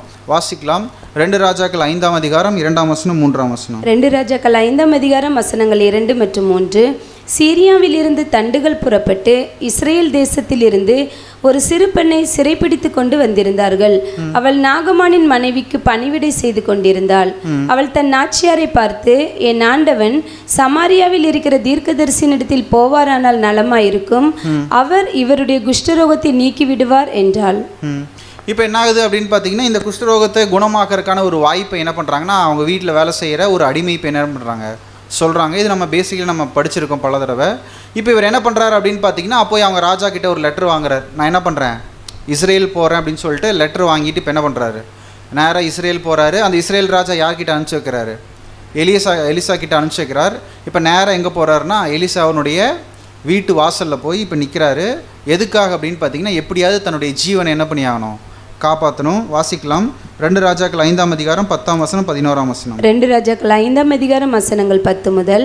அப்பொழுது எலிசா அவனிடத்தில் ஆள் அனுப்பி, நீ போய் யோர்தானில் 7 தரம் ஸ்நானம் பண்ணு, அப்பொழுது உன் மாம்சம் மாறி நீ சுத்தமாவா என்று சொல்ல சொன்னான். அதற்கு நாகமான் கடும் கோபம் கொண்டு புறப்பட்டு போய் அவன் வெளியே வந்து நின்று தன் தேவனாகிய கர்த்தருடைய நாமத்தை தொழுது தன் கையினால் அந்த இடத்தை தடவி இவ்விதமாய் குஷ்டரோகத்தை நீக்கிவிடுவான் என்று எனக்குள் நினைத்திருந்தேன். இப்போ நாகமான் என்ன நினச்சிட்டாரு, இப்போ நினைக்கிற மாதிரி ஒரு எண்ணெயை பூசி ப்ரேயர் பண்ண என்ன ஆயிரும், சரியாயிரும்னு சொல்லி யார் நினச்சிட்டா, நாகமான் நினச்சிட்டாரு. அதனால் அந்த ஒரு மைண்ட்லேயே ஓகே வருவார், தலையில் கை வைப்பார், எல்லாம் ரெடி ஆயிருன்ட்டு அந்த மைண்ட் செட்லேயே போயாச்சு. போய் வீட்டுக்கு முன்னாடி நிற்கிறாரு. இப்போ வீட்டிலேருந்து ஒரு ஆள் வெளியே வராங்க. யார் அப்படின்னு பார்த்தீங்கன்னா, எலிசா வரல, எலிசாவனுடைய வேலைக்காரர். எலிசாவனுடைய வேலைக்காரர் வந்து என்ன சொல்கிறாருன்னா, நீ சுத்தமாகணும், ரொம்ப சிம்பிள், நீ என்ன பண்ணு, நேரா யோர்தான் போ, அங்கே ஸ்நானம் பண்ணு, உனக்கு என்ன ஆயிரும், குணமாயிரும் அப்படின்னு சொன்னோன்னே இப்போ என்ன ஆயிடுச்சுன்னு பார்த்தீங்கன்னா, நாகமானுக்கு என்ன வந்துருச்சு, பயங்கர கோபம்.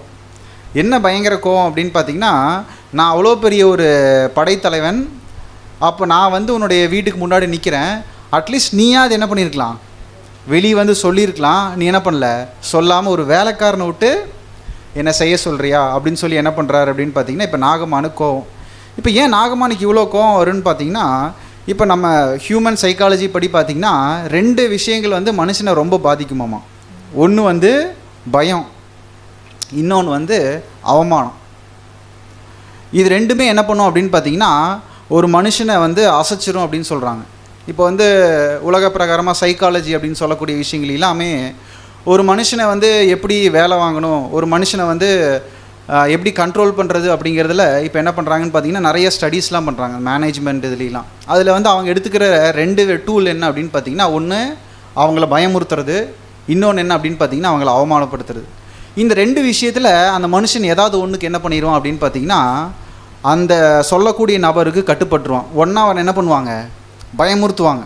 நீ பண்ணலின்னா என்ன பண்ணிடுவேன், உன்னை வந்து வேலையை விட்டு அனுப்பிச்சிடுவேன், அப்படி இல்லைன்னா உன்னுடைய சரீரத்துக்கு ஏதாவது பாதிப்பு வந்துருச்சு, பாதிப்பு வரும்னு சொன்னால் என்ன பண்ணிடுவாங்க, பயந்து செஞ்சுருவாங்க. 2வது அப்படி பயப்படல அப்படின்னா இன்னொன்றுக்கு பயப்படுவாங்க. அதுக்கு பேர் என்ன அப்படின்னு பார்த்தீங்கன்னா அவமானம் அப்படிங்கிற ஒரு விஷயம். ஸோ இப்போ மனுஷனால் ஏற்றுக்கொள்ள முடியாத விஷயம் என்ன அப்படின்னு பார்த்தீங்கன்னா, தன்னை யாராவது அவமானப்படுத்தின என்ன ஆகாது, தாங்கவே முடியாது. இப்போ நம்ம இதில் கூட சொல்லுவாங்கள்ல ப்ராக்டிக்கலாக, என்னால் என்ன பண்ணவே முடியலைங்க பிரதர், இப்படி சொல்லிட்டாங்க, என்னால் என்ன பண்ணவே முடியல, தாங்கவே முடியல. இப்போ சில பேர்லாம் வந்து டெத் அப்படிங்கிறது பார்த்திங்கன்னா கூட பயத்தினாலையும் வரும். இப்போ பாம்பு கடிச்சா ஆக்சுவலாக விஷமே ஏறி இருக்காது, ஆனால் என்ன ஆயிடுவாங்க, பயத்தில் இறந்துருவாங்க. அதே மாதிரி இன்னொரு டெத் என்ன அப்படின்னு பார்த்தீங்கன்னா நொந்து என்ன ஆயிடுவாங்க, இறந்துருவாங்க. இது 2த்துக்குமே காரணம் வந்து என்ன தான் அப்படின்னு பார்த்தீங்கன்னா அவங்க மைண்டு தான். இப்போ அவங்க மைண்டில் என்ன இருக்கும் அப்படின்னு பார்த்தீங்கன்னா ஒன்று பயம் இருக்கும், இல்லை என்ன இருக்கும், அவமானம் இருக்கும். அதனால தான் என்ன பண்ண முடியாதுன்னு பார்த்தீங்கன்னா ஹியூமன் சைக்காலஜி படி எதை நம்மளால் அக்செப்டே பண்ணிக்க முடியாது அப்படின்னு பார்த்தீங்கன்னா அவமரியாதை என்ன பண்ண முடியாது, நம்மளால் அக்செப்டே பண்ண முடியாது. இதில் சீனியர் பொசிஷனில் இருக்கிறவங்களுக்கு ரொம்ப இது இருக்கும். சீனியர் பொசிஷன்னா இவர் யார், படைத்தளபதி. இப்போ இந்த படைத்தளபதிக்குன்னு ஒரு என்ன இருக்கும் அப்படின்னு பார்த்தீங்கன்னா ஒரு கணம் இருக்கும். இப்போ இந்த கணத்தை யார் கொடுக்கல, எலிசா கொடுக்கல. இப்போ எலிசா அப்படிங்கிற தீர்க்கதரிசிங்கிறது நமக்கு தான் தெரியும், அவருக்கு என்ன ஆகாது தெரியாது. அவரை பொறுத்த வரைக்கும் என்னென்னா இன்னொரு நாட்டில் இருக்கிற ஒரு சாதாரண மனுஷன். இப்போ அந்த மனுஷனை நான் நாடி வந்திருக்கிறேன், அவன் என்ன பண்ண மாட்டேங்கிறான், என்ன மதிக்க மாட்டேங்கிறான் அப்படின்னு சொன்னோன்னே இவருக்கு பயங்கர என்ன ஆயிடுச்சு, கோவம் வந்துருச்சு. இப்போ இந்த கோவத்தோடு இவர் என்ன பண்ணுறாருன்னா கிளம்பி போகிறார். என்ன அப்படின்னு பார்த்தீங்கன்னா, குளிக்கிறதுக்கு எங்களுக்கு என்ன இல்லை, எங்கள் ஊரில் நதி இல்லையா, இந்த ஊரில் தான் நான் போய் நதியில் குளிக்கணுமா, ஸ்நானம் பண்ணுன்ருக்கு, அதை தான் நான் என்ன சொல்கிறேன், குளிக்கிறது அப்படின்னு சொல்கிறேன். ஸோ இப்போ இந்த மாதிரி ஒரு விஷயம் இப்போ என்ன ஆயிடுச்சுன்னு பார்த்தீங்கன்னா நாகமான் மைண்டில் ஏறிடுச்சு. இப்போ இவர் என்ன பண்ணுறாருன்னா கோபமாக என்ன ஆகுறாரு, ரிட்டன் போகிறார். ஏன்னா இது அவங்க ஊராக இருந்தால் நடக்கிறது என்ன இருக்கும், வேறு ஊரில் வந்திருக்கோம், அதனால் அவன் என்ன பண்ணிடலாம், பேசாமல் போயிடலான்ட்டு இப்போ என்ன பண்ணுறாருன்னா ரிட்டன் போகிறார். இப்போ போகிற வழியில் அவர் கூட இருக்கக்கூடிய அவருடைய ஊழியக்காரன் என்ன பண்ணுறாருன்னா அட்வைஸ் கொடுக்குறார். வாசிக்கலாம். 2 ராஜாக்கள் 5ஆம் அதிகாரம் 13ஆம் வசனம் 14ஆம் வசனம். 2 ராஜாக்கள் 5ஆம் அதிகாரம் வசனங்கள் 13 முதல். அவன் ஊழியக்காரர் சமீபத்தில் வந்து அவனை நோக்கி, தகப்பனே, அந்த தீர்க்கதரிசி ஒரு பெரிய காரியத்தை செய்ய உமக்கு சொல்லி இருந்தால் அதை நீர் செய்வீர் அல்லவா, ஸ்நானம் பண்ணும், அப்பொழுது சுத்தமாவீர் என்று அவர் உம்மோடே சொல்லும்போது அதை செய்ய வேண்டியது எத்தனை அதிகம் என்று சொன்னார்கள். அப்பொழுது அவன் இறங்கி தேவனுடைய மனுஷன் வார்த்தையின்படியே யோர்தானில் 7 தரம் ஒழுகின போது அவன் மாம்சம் ஒரு சிறு பிள்ளையின் மாம்சத்தை போல மாறி அவன் சுத்தமானான். ஸோ இப்போ அட்வைஸ் என்ன அப்படின்னு பார்த்தீங்கன்னா, அவர் பெரிய விஷயங்கள், நீ போய் அந்த மலையை தாண்டி ஒரு மூலிகை இருக்கும், அந்த மூலிகை எடுத்துகிட்டு வான்னு சொல்லியிருந்தா என்ன பண்ணியிருப்பீங்க, வேகமாக போயிருப்பீங்க. அவ்வளோலாம் என்ன பண்ணல, சொல்லவே இல்லை. போய் இந்த இடத்துல ஸ்நானம் பண்ண தானே சொல்லியிருக்காரு, ஜஸ்ட் என்ன பண்ணிடுங்க, ட்ரை பண்ணி தான் பார்ப்போமேன்னு சொன்னோன்னே இவர் நேரம் என்ன பண்ணுறாரு, போய் அதை செய்கிறார். 7 தடவை யோர்தானில் முங்கி எந்திரிக்கிறார். உடம்பு என்ன ஆயிடுச்சு, சுத்தமாயிருச்சு. சிறு பிள்ளையினுடைய மாமிசம் போல் அது என்ன ஆயிடுச்சு, மாறிடுச்சு. இப்போ இந்த இடத்துல நாகமானுக்கு இந்த ஒரு குணப்படுத்துதல் நடக்கணும் அப்படின்னு பார்த்தீங்கன்னா அவர்கிட்ட இருக்க வேண்டிய ஒரு முக்கியமான கேரக்டர் என்ன அப்படின்னு பார்த்தீங்கன்னா, அந்த கணத்தை அவர் என்ன பண்ணுறாரு, எடுத்து கீழே வைக்கிறார். அவருக்கு பாரமாக இருந்த எது விஷயம் அப்படின்னு பார்த்தீங்கன்னா அந்த கணம் தான். கணமே கனமாக இருந்துருச்சு அவருக்கு. அந்த கணத்தை என்ன பண்ணுறாரு, எடுத்து கீழே வைக்கிறார். கீழே வச்சோன்னே என்ன ஆயிடுச்சு அப்படின்னு பார்த்தீங்கன்னா அந்த ஒரு பிளெஸ்ஸிங்கை அவர் பெற்றுக்கொண்டார். இனி சொல்லப்போனால் திருப்பியும் அவருக்கு என்ன கிடச்சிருச்சுன்னு பார்த்தீங்கன்னா உயிர் கிடச்சிருச்சு. ஸோ இப்போ இந்த உயிர் அவருக்கு கிடச்சதுக்கான ஒரு முக்கியமான ஒரு காரணம் என்ன அப்படின்னு பார்த்தீங்கன்னா, அவர் அந்த எலிசா சொன்ன அந்த ஒரு காரியத்தை எந்த விதமான காரியத்தையும் எதிர்பார்க்காம அவர் என்ன பண்ணுறாரு, போய் அதை செய்கிறார். ஸோ அப்போ ஃபஸ்ட்டு அவர் எடுத்து போட்டது என்ன அப்படின்னு பார்த்தீங்கன்னா, நான் எப்பேற்பட்ட மனுஷன், நான் இந்த மாதிரி ஒரு விஷயத்த செய்யணுமாங்கிறத அவர் என்ன பண்ணல, தான் மைண்ட்லேயே வைக்கல. தான் அவமானமாக நினச்ச ஒரு விஷயம் என்ன அப்படின்னு பார்த்தீங்கன்னா, அந்த எலிசா வந்து சொல்லாத ஒரு விஷயம். அப்படி இருந்துமே அந்த மனுஷன் சொன்ன வார்த்தைக்கு அவர் என்ன பண்ணுறாரு, கீழ்ப்படுகிறார். இப்போ ஒரு வேளை இல்லை அதெல்லாம் நம்ம என்ன பண்ணுவோம்னா, சில டைம் லாஜிக்கலாக யோசிப்போம். போய் குளித்தா என்ன ஆகாது, அழுக்கு தான் போகும், குணம்லாம் என்ன ஆகாதுன்னு சொல்லி என்ன பண்ணுவோம்னா, லாஜிக்கலாக நம்மளை தீர்மானிச்சுட்டு நம்ம என்ன பண்ணிடுவோம், கடந்து போயிடுவோம். ஆனால் இந்த இடத்துல அவர் என்ன பண்ணல அப்படின்னு பார்த்தீங்கன்னா, லாஜிக்கலாக யோசிக்கவே இல்லை. தன்னை அவமரியாதை பண்ணதான் நினச்ச அந்த எலிசா சொன்ன விஷயத்தை அவர் என்ன பண்ணுறாரு அப்படின்னு பார்த்தீங்கன்னா, போய் செய்கிறார் அப்படின்னு நம்ம பார்க்குறோம். ஸோ இப்போ இந்த 2 எக்ஸாம்பிள் தான் யார் எடுத்து இப்போ சொல்கிறார் அப்படின்னு பார்த்தீங்கன்னா, அந்த நாசரேத்து ஊர்க்காரங்களுக்கு அவர் சொல்கிறார். இப்போ இவங்க 2 பேருமே யூனிக்கான ஒரு ஆசீர்வாதத்தை பெற்றுக்கொண்டவர்கள். 2 பேருமே என்ன பண்ணாங்க அப்படின்னு பார்த்தீங்கன்னா, அவங்களுடைய குணலட்சணத்தின் நிமித்தமாக தான் என்ன பண்ணப்பட்டாங்கன்னு பார்த்தீங்கன்னா, அந்த ஒரு ஆசீர்வாதங்கள் அவர்களுக்கு கொடுக்கப்பட்டுச்சு. இப்போ இந்த சாரிபாத் ஓமை இதில் 2ல் ரொம்ப ஹைலைட் யார் அப்படின்னு பார்த்தீங்கன்னா, அந்த சாரிபாத் விதவை தான் அப்படின்னு நம்ம பார்க்குறோம். தங்களுடைய ஜீவனுக்குண்டான ஒரு விஷயத்தை என்ன பண்ணுறாங்க அப்படின்னு பார்த்தீங்கன்னா, எடுத்து அவங்க கொடுத்தாங்க. நாகமான் என்ன பண்ணுறாரு அப்படின்னு பார்த்தீங்கன்னா, தன்னுடைய கணத்தை எடுத்து ஓரமாக வச்சுட்டு அந்த தேவனுடைய மனுஷன் சொன்ன அந்த ஒரு காரியத்தை அவங்க செய்கிறாங்க அப்படின்னு நம்ம பார்க்குறோம். இதனால் அந்த சரீரம் என்னாச்சு அப்படின்னு பார்த்தீங்கன்னா, அவர்களுக்கு மாற்றப்பட்டுச்சு. இப்போ இதுக்கு முன்னாடி தான் இயேசு கிறிஸ்து என்ன பண்ணுறாருன்னா, அவர் தீர்க்கதரிசனத்தை என்ன பண்ணுறாரு, வாசிச்சுட்டு அதுக்கப்புறம் தான் என்ன பண்ணுறாருன்னு பார்த்தீங்கன்னா, 2 எக்ஸாம்பிள் அவர் கொடுக்குறார். ஒன்று இந்த விதவையினுடைய எக்ஸாம்பிள், அப்புறம் இந்த நாகமானுடைய எக்ஸாம்பிள். இப்போ என்ன அப்படின்னு பார்த்தீங்கன்னா, எதுக்காக அந்த தீர்க்கதரிசனத்தை அவர் வாசித்தார்? இப்போ ஃபஸ்ட்டு என்ன பண்ணோம், டைரெக்டாக அவர் என்ன பண்ணியிருக்கலாம், நாகமானை பற்றியும் சாரிபாத் பற்றி பேசியிருக்கலாம். அது பேசாமல் ஃபஸ்ட்டு என்ன பண்ணுறாருனா, இந்த தீர்க்கதரிசன வசனத்தை வாசிச்சுட்டு தான் என்ன பண்ணுறாருனா இந்த ஒரு காரியத்துக்குள்ளே கடந்து போகிறார். அப்போ ஃபஸ்ட்டு அந்த என்ன கவனிக்கணும்னா, அந்த தீர்க்கதரிசனம் என்ன சொல்லுது வாசிக்கலாம். லூக்கா 4ஆம் அதிகாரம் 18ஆம் வசனம் 19ஆம் வசனம். லூக்கா 4ஆம் அதிகாரம் வசனங்கள் 18 முதல். கர்த்தருடைய ஆவி என்மேல் இருக்கிறது, தரித்திரருக்கு சுவிசேஷத்தை பிரசங்கிக்கும்படி என்னை அபிஷேகம் பண்ணினார். இருதயம் நறுங்குண்டவர்களை குணமாக்கவும், சிறைப்பட்டவர்களுக்கு விடுதலையையும், குருடருக்கு பார்வையையும் பிரசித்தப்படுத்தவும், நொறுங்குண்டவர்களை விடுதலையாக்கவும், கர்த்தருடைய அனுக்கிரக வருஷத்தை பிரசித்தப்படுத்தவும் என்னை அனுப்பினார் என்று எழுதியிருக்கிற இடத்தை அவர் கண்டு. ஸோ இப்போ அவர் என்ன பண்ணியிருக்கார் அப்படின்னு பார்த்தீங்கன்னா, இந்த ஜனங்களுக்கு அவர் சொல்லணும்னு நினச்ச ஒரு தீர்க்கதரிசனம் எது அப்படின்னு பார்த்தீங்கன்னா ஏசாயா. இதுக்கப்புறம் தான் அவர் என்ன பண்ணுறாருன்னா, இந்த 2 கேரக்டர் அவர் கம்பேர் பண்ணுறார். இப்போ இந்த தீர்க்கதரிசனத்தில் அவர் சொல்லக்கூடிய விஷயம் என்ன அப்படின்னு பார்த்தீங்கன்னா, நான் எதுக்காக இங்கே வந்தேன் அப்படின்னா, அங்கே இருக்கக்கூடிய கேரக்டர்லாம் சொல்கிறார். என்ன அப்படின்னு பார்த்தீங்கன்னா, தரித்திரர், அப்புறம் நறுங்குண்டவர்கள், அப்புறம் சிறைப்பட்டவர்கள், குருடர்கள், அப்புறம் நொறுங்குண்டவர்கள், இவங்களுக்கு எல்லாத்துக்குமே நன்மை செய்கிறதுக்கு தான் என்ன பண்ணியிருக்கேன், நான் வந்திருக்கேன் அப்படின்னு சொல்கிறார். இப்போ இதுக்குரிய விளக்கங்கள் நம்ம பார்க்கும்போது யாரை குருடர்னு சொல்லுவோம் அப்படின்னா, ஸ்பிரிச்சுவலாக தான் சொல்லுவோம். இது வந்து லிட்டரலாக நம்ம சொல்ல மாட்டோம். அப்போ ஸ்பிரிச்சுவலாக நம்ம பார்க்கும்போது யாருக்கெல்லாம் சத்தியம் தெரியாதோ அவங்க எல்லாத்தையும் என்ன தான் சொல்லுவோம், குருடர் அப்படி தான் சொல்லுவோம். இப்போ நான் இங்கே கவனித்து பார்த்தீங்கன்னா, இப்போ அவர் வந்து இஸ்ரேல் ஜனங்கள்கிட்ட பேசும்போது அவருடைய பார்வையில் எல்லாருமே யார் தான், குருடர்கள் தான். ஆனால் இவர் என்ன சொல்கிறாருன்னா, நான் அனுப்பப்பட்டது யாருக்காக, குருடர்களுக்கு தான் அப்படின்னு சொல்கிறார். அப்போ எப்படி இதை வித்தியாசப்படுத்த முடியும்? இஸ்ரேல் ஜனங்கள் எல்லாருமே வந்து தேவனுடைய பார்வையில் குருடர்கள் தான். ஆனால் இவர் என்ன சொல்கிறார் அப்படின்னு பார்த்தீங்கன்னா, நான் யாருக்கு மாத்திரம்தான் அனுப்பப்பட்டேன், குருடர்களுக்கும், சிறைப்பட்டவர்களுக்கும், நொறுங்குண்டவர்களுக்கும், நறுங்குண்டவர்களுக்கு தான் நான் என்ன பண்ணப்பட்டிருக்கேன், அனுப்பப்பட்டிருக்கேன் அப்படின்னா இது எப்படி வித்தியாசப்படுத்துறதுங்கிறது அடுத்தது நம்ம பார்க்கணும். ஏன்னா இதே ஒரு வசனங்கள் பல இடத்துல அவர் யூஸ் பண்ணியிருக்கார். வாசிக்கலாம். மத்தேயு 11ஆம் அதிகாரம் 5ஆம் வசனம். மத்தேயு 11ஆம் அதிகாரம் 5ஆம் வசனம். குருடர் பார்வையடைகிறார்கள், சப்பானிகள் நடக்கிறார்கள், குஷ்டரோகிகள் சுத்தமாகிறார்கள், செவிடர் கேட்கிறார்கள், மரித்தோர் எழுந்திருக்கிறார்கள், தரித்திரருக்கு சுவிசேஷம் பிரசங்கிக்கப்படுகிறது. ஸோ இப்போ இந்த தரித்திரர், குருடர், சப்பானி, குஷ்டரோகிகள் எதுவுமே என்ன பண்ண முடியாதுன்னா லிட்டரலாக பார்க்க முடியாது. ஏன்னா அவர் ஒரு சில பேர்த்து தான் என்ன பண்ணுறார், குணப்படுத்துகிறார். எல்லாத்தையும் அவர் என்ன பண்ணல, குணப்படுத்தலை. ஆனால் அவருடைய பிரசங்கத்தில் அவர் என்ன சொல்கிறார் அப்படின்னு பார்த்தீங்கன்னா, குருடர் என்ன ஆகுறாங்க, பார்வையடைகிறாங்க, சப்பானிகள் நடக்கிறாங்க, குஷ்டரோகிகள் சுத்தமாகறாங்க, அப்புறம் செவிடர் கேட்குறாங்க, மரித்தோர் எழுந்திருக்கிறார்கள். ஸோ இப்போ இது எல்லாமே என்ன தான் ஸ்பிரிச்சுவல் மீனிங்கில் தான் பேசுகிறார். ஆனால் இஸ்ரேல் ஜனங்கள் எல்லாருமே எந்த நிலைமையில் தான் இருக்காங்க, குருடராகவும் செவிடராகவும் குஷ்டரோகிகளாகவும் இருக்காங்க. ஆனால் இவர் என்ன சொல்கிறாருன்னா, நான் இப்படிப்பட்ட ஜனங்களுக்கு மாத்திரம்தான் நான் அனுப்பப்பட்டேன் அப்படின்னு சொல்லி என்ன பண்ணுறாருனா அந்த தீர்க்கதரிசனத்தை ரெஃபர் பண்ணி என்ன பண்ணுறாருனா அந்த நாசரேத்து ஊர்க்காரங்கள்ட்ட அவர் சொல்கிறார். அப்போ என்ன இந்த இடத்துல சொல்ல வர்றார் அப்படின்னு பார்த்தீங்கன்னா, யார் யாரெல்லாம் தங்களை இந்த மாதிரி குறைபாடு உள்ளவர்கள்னு சொல்லி நினைக்கிறாங்களோ அவங்களுக்கு தான் நான் என்ன பண்ணியிருக்கேன், இந்த விஷயங்கள் எல்லாத்தையுமே சொல்ல வந்திருக்கேன்.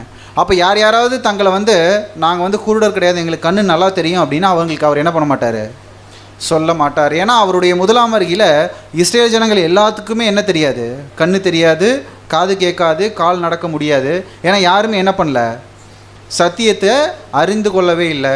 ஆனால் இவர் சொல்லும்போது பிரசங்கிக்கும் போது எப்படி பிரசங்கிக்கிறார்னா, நான் யாருக்காவது அனுப்பப்பட்டேன், இந்த மாதிரி குறைபாடு இருக்கிறவங்களுக்கு தான் அனுப்பப்பட்டேன் அப்படின்னா, அப்போ அவர் இந்த இடத்துல என்ன வித்தியாசப்படுத்துகிறார் அப்படின்னு பார்த்தீங்கன்னா, யார் யாரெல்லாம் இந்த மனநிலைமையில் இருக்கிறார்களோ அவர்களுக்கு தான் நான் சொல்கிறது என்ன ஆகும், கேட்கப்படும். அவர்களுக்காக தான் நான் என்ன பண்ணியிருக்கேன், நான் வந்திருக்கேன். இப்போ நாசரேத்து ஊர்க்காரங்களுக்கு அவர் சொன்னது என்ன அப்படின்னு பார்த்தீங்கன்னா, உங்களுடைய மனநிலைமையை நீங்கள் என்ன பண்ணியிருங்க, மாற்றிக்கொள்ளுங்க. நான் சத்தியம் நான் போதிக்க வந்திருக்கேன், இஸ்ரேல் ஜனங்களுக்குள்ளே நான் பிறந்து இந்த விஷயங்கள்லாம் செஞ்சிட்ருக்கேன் அப்படின்னா யாருக்காக அப்படின்னு பார்த்தீங்கன்னா, யார் இந்த மனநிலைமையில் இருக்கார்களோ அவர்களுக்கு தான் அவர் சத்தியத்தை சொல்கிறதுக்காக வந்திருக்கார். அப்போ இஸ்ரேல் ஜனங்கள் எல்லாருமே குருடர் செவிடராக இருந்தாலும் யார் தங்களை குருடர்னு சொல்லி ஒத்துக்கொள்கிறார்களோ, செவிடர்னு சொல்லி ஒத்துக்கொள்கிறார்களோ அவர்களுக்கு மாத்திரம்தான் அவர் என்ன பண்ணியிருக்காருன்னு பார்த்தீங்கன்னா, அவர் இந்த முதலாம் வருகையில் இந்த சுவிசேஷத்தை அறிவிக்கிறார். ஸோ அப்போ அவருடைய நோக்கம் என்ன அப்படின்னு பார்த்தீங்கன்னா, ஃபஸ்ட்டு அவர் என்ன அந்த நாசரேத்து ஊர்க்காரங்களுக்கு சொல்லணும்னு சொல்லி விருப்பப்பட்டிருக்கார் அப்படின்னு பார்த்தீங்கன்னா, ஃபஸ்ட்டு நீங்கள் எதை அங்கீகரிங்க அப்படின்னு பார்த்தீங்கன்னா, நீங்கள் குருடர், செவிடர், சப்பானி, குஷ்டரோகிங்கிறத நீங்கள் என்ன பண்ணுங்கள், ஃபஸ்ட்டு அங்கீகரிங்க. அப்போ அங்கீகரிச்சதுக்கப்புறம் நான் சொன்னால் அது என்ன ஆகும், உங்களுக்கு போய் சேரும். அதே போல் தான் இருந்தவங்க தான் யாருன்னு பார்த்தீங்கன்னா அந்த 2 எக்ஸாம்பிள், ஒருத்தங்க சாரிபாத் விதவை, அப்புறம் நாகமான். இவங்க 2 பேருமே என்ன பண்ணாங்க அப்படின்னு பார்த்தீங்கன்னா, பெரிய அற்புதங்களை தங்களுடைய வாழ்க்கையில் பெற்றுக்கொண்டது அவங்க எதிர்பார்க்கல, தானாக அது என்னாச்சு, அவளுக்கு வந்துச்சு. ஏன்னா அவங்களுடைய குணலட்சணங்கள் என்ன இருந்துச்சுன்னு பார்த்தீங்கன்னா அதற்கு ஏற்புடையதாக இருந்துச்சு. ஸோ அதனால தான் இந்த ஜனங்களுடைய மைண்டு ஃபஸ்ட்டு ரொம்ப புகழ்ந்து பேசுகிறாங்க, உடனே அவரை கொலை செய்யணும்னு நினைக்கிறாங்க. ஏன்னா ஆக்சுவல் மைண்டு அவரை புகழ்ந்து பேசும்போது எதுக்காக புகழ்ந்து பேசியிருக்காங்கன்னா, அவரை புகழ்ந்து பேசினா என்ன கிடைக்கும், ஏதாவது அவர் ஆசீர்வாதம் என்ன பண்ணுவார் அப்படின்ட்டு. ஆனால் அவர் புகழ்ந்து பேசி முடிச்சதுக்கப்புறம் அது கிடைக்காதுன்னு தெரிஞ்சோடனே அவங்களோட கேரக்டர் எப்படி மாறிடுச்சுன்னு பார்த்தீங்கன்னா, கொலை செய்கிறதுக்கும் ரெடி ஆகிட்டாங்க. ஸோ அப்போ டீஃபால்ட்டாகவே அவங்களுடைய மைண்ட் எப்படிப்பட்ட மைண்டு அப்படிங்கிறத இயேசு கிறிஸ்து தெரிஞ்சதுனால தான் அவர் என்ன சொல்கிறாருன்னா, ப்ராப்ளம் என்ன அப்படின்னு பார்த்தீங்கன்னா அவங்களுடைய மனசில் தான் இருக்குது. நீங்கள் ஃபஸ்ட்டு எதை மாற்றுங்க, உங்களுடைய மனசை மாற்றுதுங்க. அப்போ என்ன ஆகும் அப்படின்னு பார்த்தீங்கன்னா, ஆட்டோமேட்டிக்காக நீங்கள் எதிர்பார்க்காத அற்புதங்கள் என்ன ஆகும், உங்களுடைய வாழ்க்கையில் நடக்கும். அப்போ நமக்கும் இந்த இடத்துல அவர் என்ன தான் சொல்ல வர்றார் அப்படின்னு பார்த்தீங்கன்னா, இந்த பூமியில் நிறையா ஜனங்கள் இருந்தாலும் யாருக்கு தான் இந்த சத்தியம் போய் சென்றடையுது அப்படின்னு பார்த்தீங்கன்னா, யார் தாங்கள் பாவிகள்னு சொல்லி அக்செப்ட் பண்ணிக்கிறாங்களோ அவங்களுக்கு தான் இந்த சத்தியம் என்ன ஆகும், போய் சென்றடையும். ஏன்னா அவங்க தான் என்ன பண்ணுவாங்க அப்படின்னு பார்த்தீங்கன்னா, அதை கேட்டு திருத்தி கொள்ளக்கூடிய ஒரு மனநிலைமை அவர்களுக்கு இருக்கும். ஸோ அப்போ ஃபஸ்ட்டு அவருடைய எதிர்பார்ப்பு ஜனங்கள் மத்தியில் இருக்கக்கூடியது என்ன அப்படின்னு பார்த்தீங்கன்னா, என்ன மைண்டில் நம்ம இருந்து அதை கேட்குறோம், என்ன மைண்டில் அந்த விஷயத்தை செய்யணும்னு நினைக்கிறோம் அப்படிங்கிறத அவர் என்ன பண்ணுறாருன்னா பார்க்குறாரு. ஏன்னா நம்மளுடைய மைண்டு தான் என்ன பண்ணுது அப்படின்னு பார்த்தீங்கன்னா, நம்ம யாருங்கிறது என்ன பண்ணுது அப்படின்னு பார்த்தீங்கன்னா தீர்மானிக்குது. வாசிக்கலாம், யோபு 23ஆம் அதிகாரம் 7ஆம் வசனம். யோபு 23ஆம் அதிகாரம் 7ஆம் வசனம். அவன் இருதயத்தின் நினைவு எப்படியோ அப்படியே அவன் இருக்கிறான், புசியும் பானம் பண்ணும் என்று அவன் உன்னோடே சொன்னாலும் அவன் இருதயம் உன்னோடே இராது. ஸோ அப்போது அவங்க என்ன கிரியைகள் செய்கிறாங்கங்கிறத எதின் அடிப்படையில் இருக்குது அப்படின்னு பார்த்தீங்கன்னா, அவங்களுடைய எண்ணத்தின் அடிப்படையில் தான் இருக்குது. அதான் சொல்கிறார், அவன் இருதயத்தின் நினைவு எப்படியோ அப்படியே அவன் இருக்கிறான். அப்படின்னா இப்போ இஸ்ரேல் ஜனங்கள் அந்த நாசரேத்து ஊர்க்காரங்க கொலை செய்யணுங்கிற ஒரு எண்ணத்துக்குள்ளே போகிறாங்க அப்படின்னா, அந்த டைமில் அவங்க வெளிப்படுத்துகிறாங்க அப்படின்னா அவங்க மைண்டில் டீஃபால்ட்டாக ஏற்கனவே எது இருந்துச்சு அப்படின்னு பார்த்தீங்கன்னா, நமக்கு கிடைக்கலின்னு அவர் என்ன பண்ணிடணும், கொலை பண்ணிடணுங்கிற ஒரு எண்ணம் இருக்குது. அப்போ சூழ்நிலை வரும்போது அந்த எண்ணங்கள் என்ன ஆயிடுதுன்னு பார்த்தீங்கன்னா அங்கே வெளிப்பட்டுறது. ஸோ அப்போ இந்த இடத்துல நம்ம என்ன நினைக்கக்கூடாதுன்னா, அவங்களுக்கு அந்த ஒரு இன்ஸ்டண்ட்டில் அவங்க தப்பு பண்ணிட்டாங்க அப்படின்லாம் கிடையாது. அது அவங்களுடைய மைண்டில் என்ன இருந்துச்சு, பின்னாடி இருந்துச்சு. அந்த சூழ்நிலை வரும்போது அந்த கேரக்டர் என்ன ஆயிடுது அப்படின்னு பார்த்தீங்கன்னா அந்த இடத்துல வெளிப்பட்டுறது. அதான் அவர் என்ன சொல்கிறாருன்னா, உங்களுடைய எண்ணங்கள் எப்படியோ அப்படி தான் உங்களுடைய வாழ்க்கை என்னாகும் இருக்கும். ஸோ அப்போ அந்த நாசரேத்து ஊர்க்காரங்களுக்கு ஏன் எந்த விதமான ஆசீர்வாதமும் கிடைக்கல, ஏன் 1 வருஷம் இயேசு கிறிஸ்து நாசரேத் ஊருக்கே வரல அப்படின்னு பார்த்தீங்கன்னா அவங்களுடைய மைண்ட் அவர் என்ன பண்ணியிருந்தார், ஏற்கனவே தெரிஞ்சு வச்சுருந்தார். அதனால தான் என்ன பண்ணலன்னு பார்த்தீங்கன்னா அந்த ஊர் பக்கமே அவர் வரல அப்படின்னு நம்ம பார்க்குறோம். இப்போ ஃபஸ்ட்டு என்ன அப்படின்னு பார்த்தீங்கன்னா நம்மக்கிட்ட அவர் எதிர்பார்க்கக்கூடிய விஷயம் என்ன அப்படின்னு பார்த்தீங்கன்னா நம்ம என்ன மனநிலைமையில் அதை ரிசீவ் பண்ணிக்கிறோம். இது அப்படியே நம்ம 7ஆம் கால சபைக்கு நம்ம என்ன பண்ணலாம், கம்பேர் பண்ணலாம். என்ன நம்மளை பற்றி திங்க் பண்ணுறோங்கிறது என்ன பண்ணப்பட்டிருக்கு, சொல்லியிருக்கு. வாசிக்கலாம். வெளிப்படுத்தல் 3ஆம் அதிகாரம் 17ஆம் வசனம் 18ஆம் வசனம். வெளிப்படுத்தல் 3ஆம் அதிகாரம் வசனங்கள் 17 மற்றும் 18.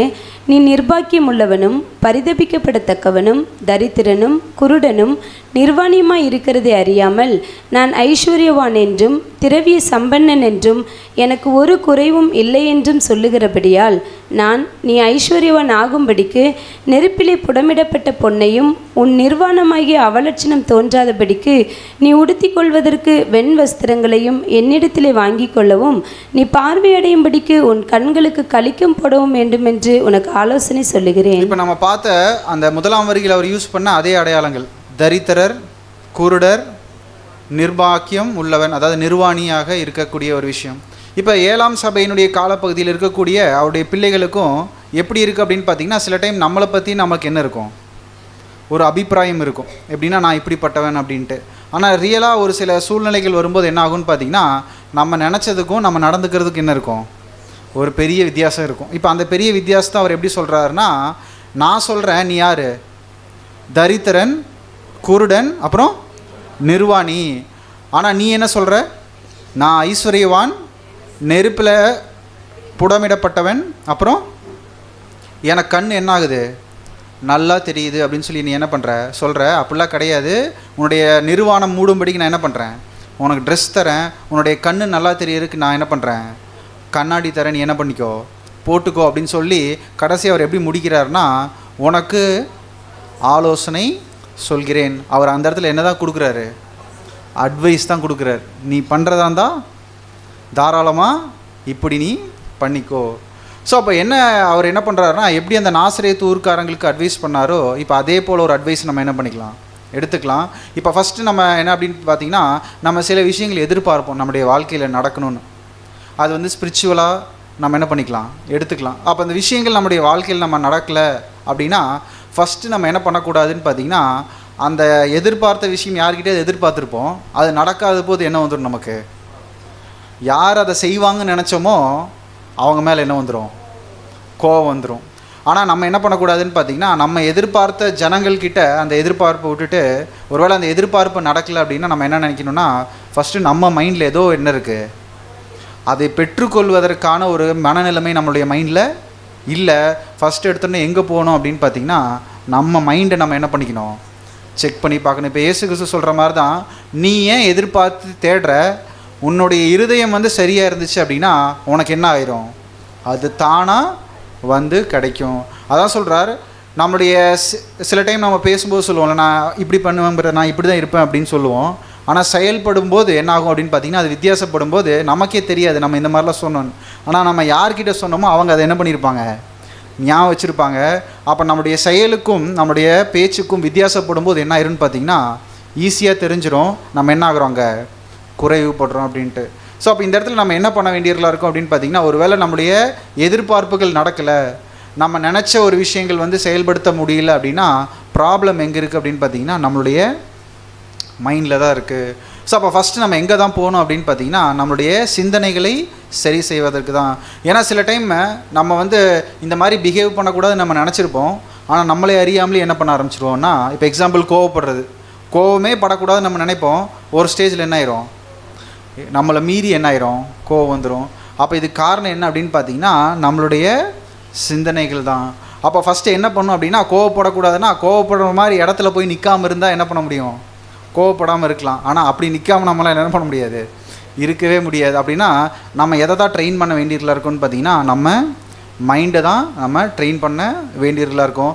ஸோ இந்த மைண்டை தான் யாரும் எதிர்பார்க்குறா அப்படின்னு பார்த்தீங்கன்னா இயேசு கிறிஸ்துவும் எதிர்பார்க்குறார். வாசிக்கலாம். 51ஆம் சங்கீதம் 17ஆம் வசனம். 51ஆம் சங்கீதம் 17ஆம் வசனம். தேவனுக்கு ஏற்கும் பலிகள் நொறுங்குண்ட ஆவிதான். தேவனே, நொறுங்குண்டதும் நறுங்குண்டதுமான இருதயத்தை நீர் புறக்கணியீர். ஸோ இந்த இடத்துல சொல்லும்போது நொறுங்குண்டதும் நறுங்குண்டதுமான இருதயத்தை நீர் புறக்க நீர் அப்படின்னு சொல்கிறாரு. திருவெளியத்தில் இது எப்படி சொல்லியிருப்பார் அப்படின்னு பார்த்தீங்கன்னா, குற்றமுணர்ந்த இருதயம் அப்படின்னு சொல்லியிருப்பார்.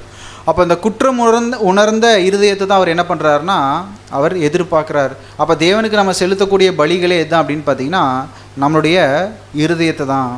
ஸோ அப்போ நம்மளுடைய இருதயத்தை நம்ம சரியாக வச்சுருக்கும் பொழுது நம்மளுடைய கிரியைகள் என்ன ஆகும்னு பார்த்திங்கன்னா அதற்கேற்றபடி சரியாக இருக்கும். நம்ம எந்த சூழ்நிலையை குறித்து என்ன பண்ண தேவையில்லை, கவலைப்படைய தேவையில்லை. நம்மளுடைய பிஹேவியர் என்ன ஆகாது, மாறாது. சில டைம் இப்போ நாசரேத்தூர்காரங்க மாதிரி திடீர்னு புகழ்கிறோம், திடீர்னு அவங்கள கொலை செய்யணும்னு நினைக்கிறோம் அப்படின்னா நமக்குள்ளே என்ன இருக்குன்னா நம்ம மைண்ட் என்ன ஆகலை, சரியில்லை. நம்ம சரி செய்ய வேண்டியது நம்மளுடைய எண்ணங்கள் தான்.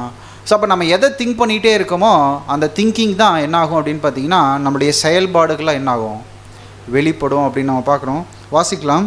கலாத்தியர் 6ஆம் அதிகாரம் 7ஆம் வசனம் 8ஆம் வசனம். கலாத்தியர் 6ஆம் அதிகாரம் வசனங்கள் 7 மற்றும் 8. மோசம் போகாதிருங்கள், தேவன் தம்மை பரியாசம் பண்ண ஒட்டார். மனுஷன் எதை விதைக்கிறானோ அதையே அறுப்பான். தன் மாம்சத்திற்கென்று விதைக்கிறவன் மாம்சத்தினால் அழிவை அறுப்பான், ஆவிக்கென்று விதைக்கிறவன் ஆவியினாலே நித்திய ஜீவனை அறுப்பான். அதான் நமக்கு ஃபஸ்ட்டு என்ன சொல்கிறாருன்னா மோசம் போயிடாதீங்க அப்படின்றார். ஆரம்பிக்கும் போதே மோசம் போகாதிருங்கள் அப்படின்னு சொல்லிட்டு தேவன் தம்மை பரியாசம் பண்ண ஒட்டார் அப்படின்னா தேவன் சொன்ன என்ன ஆகும், அதை கண்டிப்பாக நடக்கும். மனுஷன் எதை விதைக்கிறானோ அதையே இருப்பான். இப்போ நம்ம எங்கே தான் விதைக்கணும், நம்ம மைண்டில் என்ன விதைக்கிறோமோ அதான் செயல்களாக வரும். அதை தான் நம்ம என்ன பண்ணுவோம், அறுப்போம். அந்த செயல்கள் என்ன ஆகும் அப்படின்னு பார்த்தீங்கன்னா எல்லாருக்கும் முன்னாடியும் வெளியரங்கமாக இருக்கும். அப்போ அந்த வெளியரங்கமாக நம்மளுடைய செயல்கள் நல்லா இருக்கணும் அப்படின்னா நம்மளுடைய விதை எங்கே இருக்கணும் அப்படின்னு பார்த்தீங்கன்னா நம்மளுடைய எண்ணங்களில். இப்போ உலகத்திலே சொல்லுவாங்கள்ல, அவன் என்ன எண்ணத்தோடு இருக்கிறானோ அதன்படி தான் அவன் என்ன பண்ணுறான், அவனுடைய வாழ்க்கை இருக்குது. ஸோ அப்போ நம்மளுடைய செயல்பாடுகள் சரியில்லை அப்படின்னா நம்மளுடைய எண்ணங்களை தான் ஃபஸ்ட்டு என்ன பண்ண வேண்டியவர்களாக இருக்கும், பார்க்க வேண்டியவர்களாக இருக்கும். ஸோ அப்போ எண்ணத்தை நம்ம என்ன பண்ணோம் அப்படின்னு பார்த்தீங்கன்னா எப்படி தூய்மையாக வச்சுருக்கிறதுங்கிறது தான் நம்முடைய முழு கவனமாக இருக்கணும். இதைத்தான் நீதிமொழிகள் நம்ம வாசிக்கிறோம். நீதிமொழிகள் 4ஆம் அதிகாரம் 23ஆம் வசனம். நீதிமொழிகள் 4ஆம் அதிகாரம் 23ஆம் வசனம். எல்லா காவலோடும் உன் இருதயத்தை காத்துக்கொள், அதனிடத்தில் நின்று ஜீவ ஊற்று புறப்படும். ஸோ ரொம்ப கேர்ஃபுல்லாக பார்த்துக்க வேண்டியது எது அப்படின்னு பார்த்தீங்கன்னா நம்மளுடைய இருதயத்தை. ஏன் அப்படின்னா அதுலேருந்து எது பிறக்குதுன்னு பார்த்தீங்கன்னா ஜீவ ஊற்று. ஸோ இப்போ அந்த நம்ம பார்க்குற மாதிரி ஒரு ஊற்றினுடைய ஒரு தொடக்கம் எதுன்னு பார்த்தீங்கன்னா அந்த மலையினுடைய உச்சியாக இருக்கும். அதுலேருந்து என்ன ஆகும்னு பார்த்தீங்கன்னா எல்லா நீர்களும் என்ன ஆகும், அதுலேருந்து வெளியேறும் அப்படின்னு நம்ம பார்க்குறோம். அதே போல் தான் நம்முடைய செயல்கள் எல்லாமே எதனுடைய வெளிப்பாடு அப்படின்னு பார்த்தீங்கன்னா நம்மளுடைய இருதயத்தினுடைய வெளிப்பாடு. ஸோ அப்போ நம்ம வந்து ஒரு நாள் ஃபுல்லாக நம்ம எப்படி பிஹேவ் பண்ணுறோம் அப்படிங்கிறத எதின் அடிப்படையில் தான் டிசைட் ஆகுதுன்னு பார்த்தீங்கன்னா நம்ம என்ன சிந்திக்கிறோமோ அந்த சிந்தனைகள் தான் என்ன ஆகுதுன்னு பார்த்தீங்கன்னா செயல்களாக வெளிவருது. அதனால தான் அவர் என்ன சொல்கிறாருன்னா எதை ரொம்ப பத்திரமா பார்த்துக்கோ அப்படின்னு சொல்கிறாருன்னா உன்னுடைய இருதயத்தை.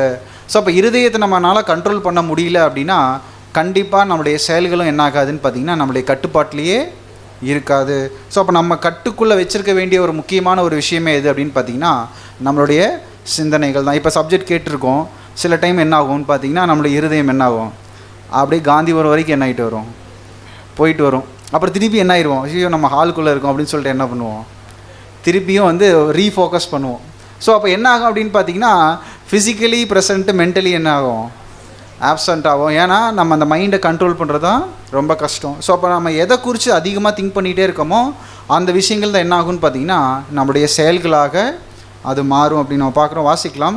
2 கொரிந்தியர் 10ஆம் அதிகாரம் 5ஆம் வசனம். 2 கொரிந்தியர் 10ஆம் அதிகாரம் 5ஆம் வசனம்.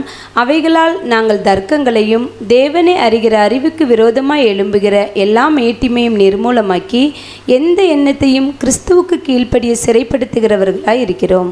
அதான் எந்த எண்ணத்தையும் கிறிஸ்துவுக்குள் என்ன பண்ணுறோம், சிறைப்படுத்துகிறவர்களாக இருக்கிறோம். அப்படின்னா நமக்கு ஒரு பவுண்ட்ரி போட்டுக்கணும். அந்த பவுண்ட்ரி தான் அவர் என்ன சொல்கிறாருன்னா சிறை அப்படின்னு சொல்கிறார். அதுக்குள்ளே தான் நம்மளுடைய எண்ணங்கள் என்ன ஆகணும், இருக்கணும். ஒருவேளை இந்த சிறைக்குள்ளேருந்து வெளியே போச்சு அப்படின்னா நம்மளுடைய கேரக்டர் என்ன ஆக ஆரம்பிச்சிடும்னு பார்த்திங்கன்னா மோசம் போக ஆரம்பிச்சிடும். ஸோ அப்போ ஃபஸ்ட்டு நம்ம போட வேண்டியது என்ன அப்படின்னு பார்த்திங்கன்னா நம்ம சத்தியத்தை பெற்றுக்கொண்டவர்கள் அப்படின்னா நம்மளுடைய சிந்தனைக்கே நம்ம ஒரு பவுண்ட்ரி போடணும். ஏன்னா நம்ம செயல்களுக்கு ஈஸியாக பவுண்ட்ரி போட்டுருவோம், ஆனால் சிந்தனைகளுக்கு நம்மளால் என்ன பண்ண முடியாது, பவுண்ட்ரி போடவே முடியாது. ஆனால் அவர் என்ன சொல்கிறாருன்னா எல்லா எண்ணத்தையும் எதுக்குள்ளே சிறைப்படுத்திடுங்க, கிறிஸ்துவுக்குள்ளாக சிறைப்படுத்திடுங்க. ஸோ அப்போ நம்மளுடைய பேச்சுக்கள் வந்து ஒரு வேளை மற்றவர்களுக்கு பிரியமாக இல்லைன்னா காரணம் என்ன தான், நம்முடைய சிந்தனைகள் தான் பிரச்சனை. நம்முடைய செயல்பாடுகள் பார்க்குறதுக்கு வந்து மோசமாக இருக்குது அப்படின்னா சிந்தனைகள் தான் பிரச்சனை. நம்ம ஒருத்தவங்க அணுகிறது தப்பாக இருக்குது, இல்லை மற்றவங்களை ட்ரீட் பண்ணுறது தப்பாக இருக்குது அப்படின்னா எல்லாத்துக்கும் தொடக்கம் எது அப்படின்னு பார்த்திங்கன்னா நம்மளுடைய சிந்தனைகள் தான். ஸோ அப்போ எந்த இடத்துலையும் நம்ம மிஸ் ஆச்சுனாலும், யாராவது வந்து சொன்னாலும் ஃபஸ்ட்டு நம்ம போய் செக் பண்ண வேண்டிய ஒரு விஷயம் எதுன்னு பார்த்திங்கன்னா நம்மளுடைய சிந்தனைகள் தான். அப்போ ஏதோ இடத்துல என்ன பண்ணியிருப்போம் அப்படின்னு பார்த்திங்கன்னா நம்மளுடைய சிந்தனைகளை இந்த கிறிஸ்துவனுடைய அந்த காவல்லேருந்து என்ன ஆகிருப்போம், வெளியே போயிருப்போம். அப்போ என்ன ஆயிரும்னு பார்த்திங்கன்னா மோசமான கேரக்டர் நம்ம காட்டக்கூடியவர்களாக இருப்போம். வாசிக்கலாம் ரோமர் 8ஆம் அதிகாரம் 13 முதல் 14 வசனங்கள். ரோமர் 8ஆம் அதிகாரம் வசனங்கள் 13 முதல். மாம்சத்தின்படி பிழைத்தால் சாவீர்கள், ஆவியினாலே சரீரத்தின் செய்கைகளை அழித்தால் பிழைப்பீர்கள். மேலும் எவர்கள் தேவனுடைய ஆவியினாலே நடத்தப்படுகிறார்களோ அவர்கள் தேவனுடைய புத்திரராய் இருக்கிறார்கள். அதான் மாமிசத்தின்படி பிழைத்தால் சாவீர்கள், ஆவியினாலே சரீரத்தின் செய்கைகளை அழித்தால் பிழைப்பீர்கள். அப்போ சரீரத்தின் செய்கைகளை அழிக்கணும்னா எங்கிருந்து தான் ஸ்டார்ட் ஆகுதுன்னு சொல்கிறாருன்னா, ஆவியினாலே சரீரத்தின் செய்கைகளை அழித்தால் பிழைப்பீர்கள். ஸோ அப்போ நம்முடைய செய்கைகளை நம்ம கண்ட்ரோல் பண்ணணும் அப்படின்னா அது எங்கேருந்து தான் ஸ்டார்ட் ஆகுதுன்னு இவரும் சொல்கிறாருன்னு பார்த்திங்கன்னா நம்மளுடைய ஸ்பிரிச்சுவல் திங்கிங்கில் தான். ஸோ அப்போ நம்மளுடைய ஸ்பிரிச்சுவல் திங்கிங்கை சரி செய்யாமல் நம்மளுடைய கேரக்டர் நம்மளால் என்னவே பண்ண முடியாது, மாற்றவே முடியாது. சில டைம் நம்மளால் என்ன பண்ண முடியும்னு பார்த்திங்கன்னா நடிக்க முடியும். அந்த நடிப்பு வந்து கொஞ்ச நாள் என்ன ஆயிரும், மாறிடும். அதான் நாசரேத்தூர்காரங்க என்ன பண்ணாங்க, நல்லா புகழ்ந்து பேசினாங்க. அதுக்கப்புறம் என்னம்மா ஷார்ப்பான மைண்டு பாருங்கள், எங்கிருந்து தள்ளி விட்டா சாவார் அப்படிங்கிறது, அதுவும் எப்படி தள்ளி விட்டா ஸ்பாட்லேயே இறந்துருவாருங்கிறது தெரிஞ்சு நல்லா யோசித்து செஞ்சால் கூட என்ன பண்ண முடியாது, இந்த மாதிரிலாம் பிளான் போடவே முடியாது. அவங்க என்ன பண்ணியிருக்காங்க அப்படின்னா ஏதோ ஒரு டைமில் அவங்க என்ன யோசிச்சிருக்கணும், யாராவது நமக்கு விரோதமாக பண்ண என்ன பண்ணிடணும், மலையுச்சியிலேருந்து என்ன பண்ணிடணும் தள்ளி விட்டுறணுங்கிறது எங்கேயோ மைண்டில் என்ன ஆயிடுச்சு, ஏற்கனவே ரிஜிஸ்டர் ஆகிடுச்சு. கரெக்டாக அதை எங்கே எக்ஸிக்யூட் பண்ணுறாங்கன்னா இயேசு கிறிஸ்துக்கிட்ட என்ன பண்ணிடுறாங்க, எக்ஸிக்யூட் பண்ணுறாங்க. ஸோ இப்போ இதே மாதிரி தான் நம்ம எந்த இடத்துலையும் மிஸ்பிஹேவ் பண்ணுறோம், நம்மளுடைய கேரக்டர் வித்தியாசப்படுதுன்னா அது ஏற்கனவே என்ன ஆகிருக்கும், எங்கேயோ ஒரு இடத்துல ஸ்டோர் ஆகி நம்மளுடைய மெமரியில் என்ன ஆகிட்டு இருக்கோம், இருந்துகிட்ருக்கோம். டக்குன்னு நமக்கு விரோதமாக வரும்போது அந்த மெமரியிலேருந்து ரிட்ரைவ் பண்ணி என்ன பண்ணிடுவோம், எக்ஸிக்யூட் பண்ணிடுவோம். அப்படின்னா ஃபஸ்ட்டு என்ன பண்ணிடணும்னு பார்த்திங்கன்னா இந்த மாதிரி தவறான விஷயங்கள் நம்மளுடைய மெமரியிலேருந்து என்ன பண்ணிகிட்டே இருக்கணும், வெளியே தள்ளிகிட்டே இருக்கணும். இல்லைன்னா என்ன ஆகும்னு பார்த்திங்கன்னா நம்மளுடைய பிரெயின் வந்து கம்ப்யூட்டரோட சூப்பர் ஃபாஸ்ட், கரெக்டாக ரிலேட் பண்ணிடுவோம். அதை பிடிச்சி இங்கே இழுத்து இந்த பிளான் என்ன பண்ணிடுவோம், இங்கே கொண்டு வந்து கரெக்டாக என்ன பண்ணிடுவோம், அந்த இன்ஸ்டண்ட்டில் அந்த விஷயத்தை என்ன பண்ணிடுவோம், எக்ஸிக்யூட் பண்ணிடுவோம். அப்போ நம்ம இந்த மாதிரி வந்து ஒரு ரியாக்ட் பண்ணாமல் இருக்கணும் அப்படின்னா எதை அழிச்சிடணும் அப்படின்னா தவறான விஷயங்களை நம்முடைய மைண்ட்லேருந்து அழிச்சிடணும். அப்படி அழிக்கலினா சரி நம்ம இப்படி யோசிக்கிறது யாருக்கு தெரிய போகுதுன்னு நினச்சிட்டு இருந்தோம் அப்படின்னா ஏதாவது ஒரு சூழ்நிலை என்ன ஆயிரும், நம்ம மூளை நம்மளையே கேட்காம என்ன பண்ணிடும், அது எல்லாருக்கு முன்னாடி என்ன பண்ணிடும், செஞ்சிடும். ஸோ அப்போ ரிஸ்க்கு என்ன அப்படின்னு பார்த்தீங்கன்னா நம்ம மைண்டில் வச்சுருக்கிறதே மிகப்பெரிய ரிஸ்க்கு. எல்லாத்தையும் மைண்ட்லேருந்து என்ன பண்ணிகிட்டே இருக்கணும், ஒரு பீரியடில் வெளியே தள்ளிக்கிட்டே இருக்கணும். தள்ளலை அப்படின்னா அது நம்ம மைண்டுக்குள்ளேயே இருந்துச்சுன்னா நம்மளே அறியாமல் அதை நம்ம என்ன பண்ணிடுவோம், நம்ம செயல்படுத்திடுவோம். ஸோ அப்போ நம்ம செயல்படுத்தாமல் இருக்கணும் அப்படின்னா நம்மளுடைய மைண்ட்லேருந்து என்ன பண்ணிகிட்டே இருக்கணும், இந்த விஷயங்களை எடுத்து போட்டுகிட்டே இருக்கணும். அதுக்கு தான் அவர் என்ன சொல்கிறாருன்னா ஒரு ஆலோசனை சொல்கிறார். வாசிக்கலாம் பிலிப்பியர் 4ஆம் அதிகாரம் 8ஆம் வசனம். பிலிப்பியர் 4ஆம் அதிகாரம் 8ஆம் வசனம். கடைசியாக சகோதரரே, உண்மையுள்ளவைகள் எவைகளோ, ஒழுக்கமுள்ளவைகள் எவைகளோ, நீதியுள்ளவைகள் எவைகளோ, கற்புள்ளவைகள் எவைகளோ, அன்புள்ளவைகள் எவைகளோ, நற்கீர்த்தியுள்ளவைகள் எவைகளோ, புண்ணியம் எதுவோ, புகழ் எதுவோ, அவைகளையே சிந்தித்து கொண்டிருங்கள். ஸோ அப்போ உங்களுடைய சிந்தனைக்குள்ளே எதெல்லாம் நிறைஞ்சிருக்கணுங்கிறது தான் அவர் சொல்கிறார். உண்மையுள்ளவைகள் எவைகளோ, ஒழுக்கமுள்ளவைகள் எவைகளோ, நீதி உள்ளவைகள் எவைகளோ, கற்புள்ளவைகள் எவைகளோ, அன்புள்ளவைகள் எவைகளோ, நற்கீர்த்தி உள்ளவைகள் எவைகளோ, புண்ணியம் எதுவோ, புகழ் எதுவோ, அவைகளையே சிந்தித்து கொண்டே இருங்க. அப்போ நம்மளுடைய ப்ராக்டிஸ் என்ன இருக்கணும் அப்படின்னு பார்த்தீங்கன்னா இதை குறித்து என்ன பண்ணிகிட்டே இருக்கணும், யோசிச்சுக்கிட்டே இருக்கணும். இப்போ எக்ஸாம்பிள் வந்து ஒரு ஊருக்கு ட்ராவல் பண்ணி போகிறோம் அப்படின்னா ட்ராவல் பண்ணும்போது என்ன ஆகிட்டே இருக்கும், நிறையா மைண்டில் ஓடிக்கிட்டே இருக்கும். தேவையில்லாதெல்லாம் என்ன ஆகிட்டே இருக்கும், ஆஃபீஸ் பிரச்சனை, எல்லா பிரச்சனையும் என்ன ஆகிட்டு இருக்கும், ஓடிக்கிட்டே இருக்கும். அப்போ என்ன பண்ணோம் அப்படின்னு பார்த்தீங்கன்னா அந்த இடத்துலையே நம்ம பாஸ் எடுத்து எதை சிந்திக்க ஆரம்பிச்சிடணும், எந்த விஷயங்கள் வந்து சத்தியத்துக்கு உகந்ததோ அந்த விஷயத்தை நம்ம என்ன பண்ணிகிட்டே இருக்கணும், நம்ம மைண்டில் தியானிச்சுட்டே இருக்கும்போது நம்ம போய் இறங்கி தேவனுடைய வேலையை செய்ய போகிறோம் அப்படின்னா அந்த இடத்துல எந்த கவலையும் நம்ம என்ன பண்ணவே தேவையில்லை, படவே தேவையில்லை. ஏன்னா நம்மளை மீறி நம்மளுடைய மைண்ட் என்ன ஆகாது, எந்த மோசமான காரியத்தையும் செய்யறாது. ஏன்னா நான் மைண்ட் என்ன பண்ணிட்டேன், சுத்தமாக நான் வச்சுக்கிட்டேன். அப்போ தொடர்ந்து நம்ம பண்ண வேண்டியது என்ன அப்படின்னு பார்த்திங்கன்னா, நம்ம கொடுக்கக்கூடிய இடைவேளைகள் எல்லாத்தையுமே எதில் வச்சு ஃபில் பண்ணிகிட்டே இருக்கணும். நல்ல எண்ணங்களால் நம்ம அதை ஃபில் பண்ணிக்கிட்டே இருந்தோம் அப்படின்னு பார்த்திங்கன்னா எந்த சூழ்நிலையிலையும் நம்ம தேவனுக்கு விரோதமான செயல்களை நம்ம என்ன பண்ண மாட்டோம், செய்ய மாட்டோம். ரொம்ப சிம்பிள் தான். இதுக்கு போய் நம்ம யார்கிட்டையும் கிளாஸ் கேட்கணுன்றதெல்லாம் தேவையே இல்லை. அவர் என்ன சொல்கிறாருன்னா, அவங்களுடைய சிந்தனைகள் நம்ம என்ன பண்ணி ஆகணும், தூய்மையாக வச்சுக்கணும். அப்போ தூய்மையான எண்ணங்கள் என்ன பண்ணும் அப்படின்னு பார்த்திங்கன்னா நம்மளை தேவனுக்கு பிரியமாக வழி நடத்தும். இப்போ உலகத்தில் இருக்கிறவங்களோட நமக்கு பெரிய அட்வான்டேஜ் எது என்ன அப்படின்னு பார்த்திங்கன்னா, எது உண்மை, எது ஒழுக்கம், எது நீதி, எது கற்பு, எது அன்பு, எது நமக்கு புகழ் தரும் அப்படிங்கிறது நமக்கு நல்லாவே என்ன பண்ணிட்டார், சொல்லிட்டார். ஸோ அப்போ நீதியான விஷயங்கள், கற்புள்ள விஷயங்கள், அன்புள்ள விஷயங்களை நம்ம தொடர்ந்து சிந்திக்கும்போது யார் நமக்கு விரோதமாக நம்ம செயல்பட்டாலும் நம்ம என்ன பண்ண மாட்டோம், நம்மளுடைய கேரக்டர் என்ன ஆகாது, அந்த இடத்துல மோசம் போகாது. ஸோ அப்போ இயேசு கிறிஸ்து அந்த நாசரேத்து ஊர்க்காரங்களுக்கு சொன்னது என்ன அப்படின்னு பார்த்தீங்கன்னா, நீங்கள் மாற்றிக்க வேண்டியது என்ன அப்படின்னு பார்த்தீங்கன்னா உங்களுடைய மைண்டை தான் நீங்கள் மாற்றிக்கணும். மாற்றிக்கிட்டிங்கன்னா நீங்கள் எதிர்பார்க்குற மாதிரி நான் தான் செய்யணுங்கிறது கிடையாது. எனக்கு முன்னாடியே எலிசாவே என்ன பண்ணிட்டாங்க, அற்புத அடையாளங்கள் செஞ்சுட்டு போயிட்டாங்க. அதை நிறையா பேர் பெற்றுக்கொண்டும் இருக்காங்க.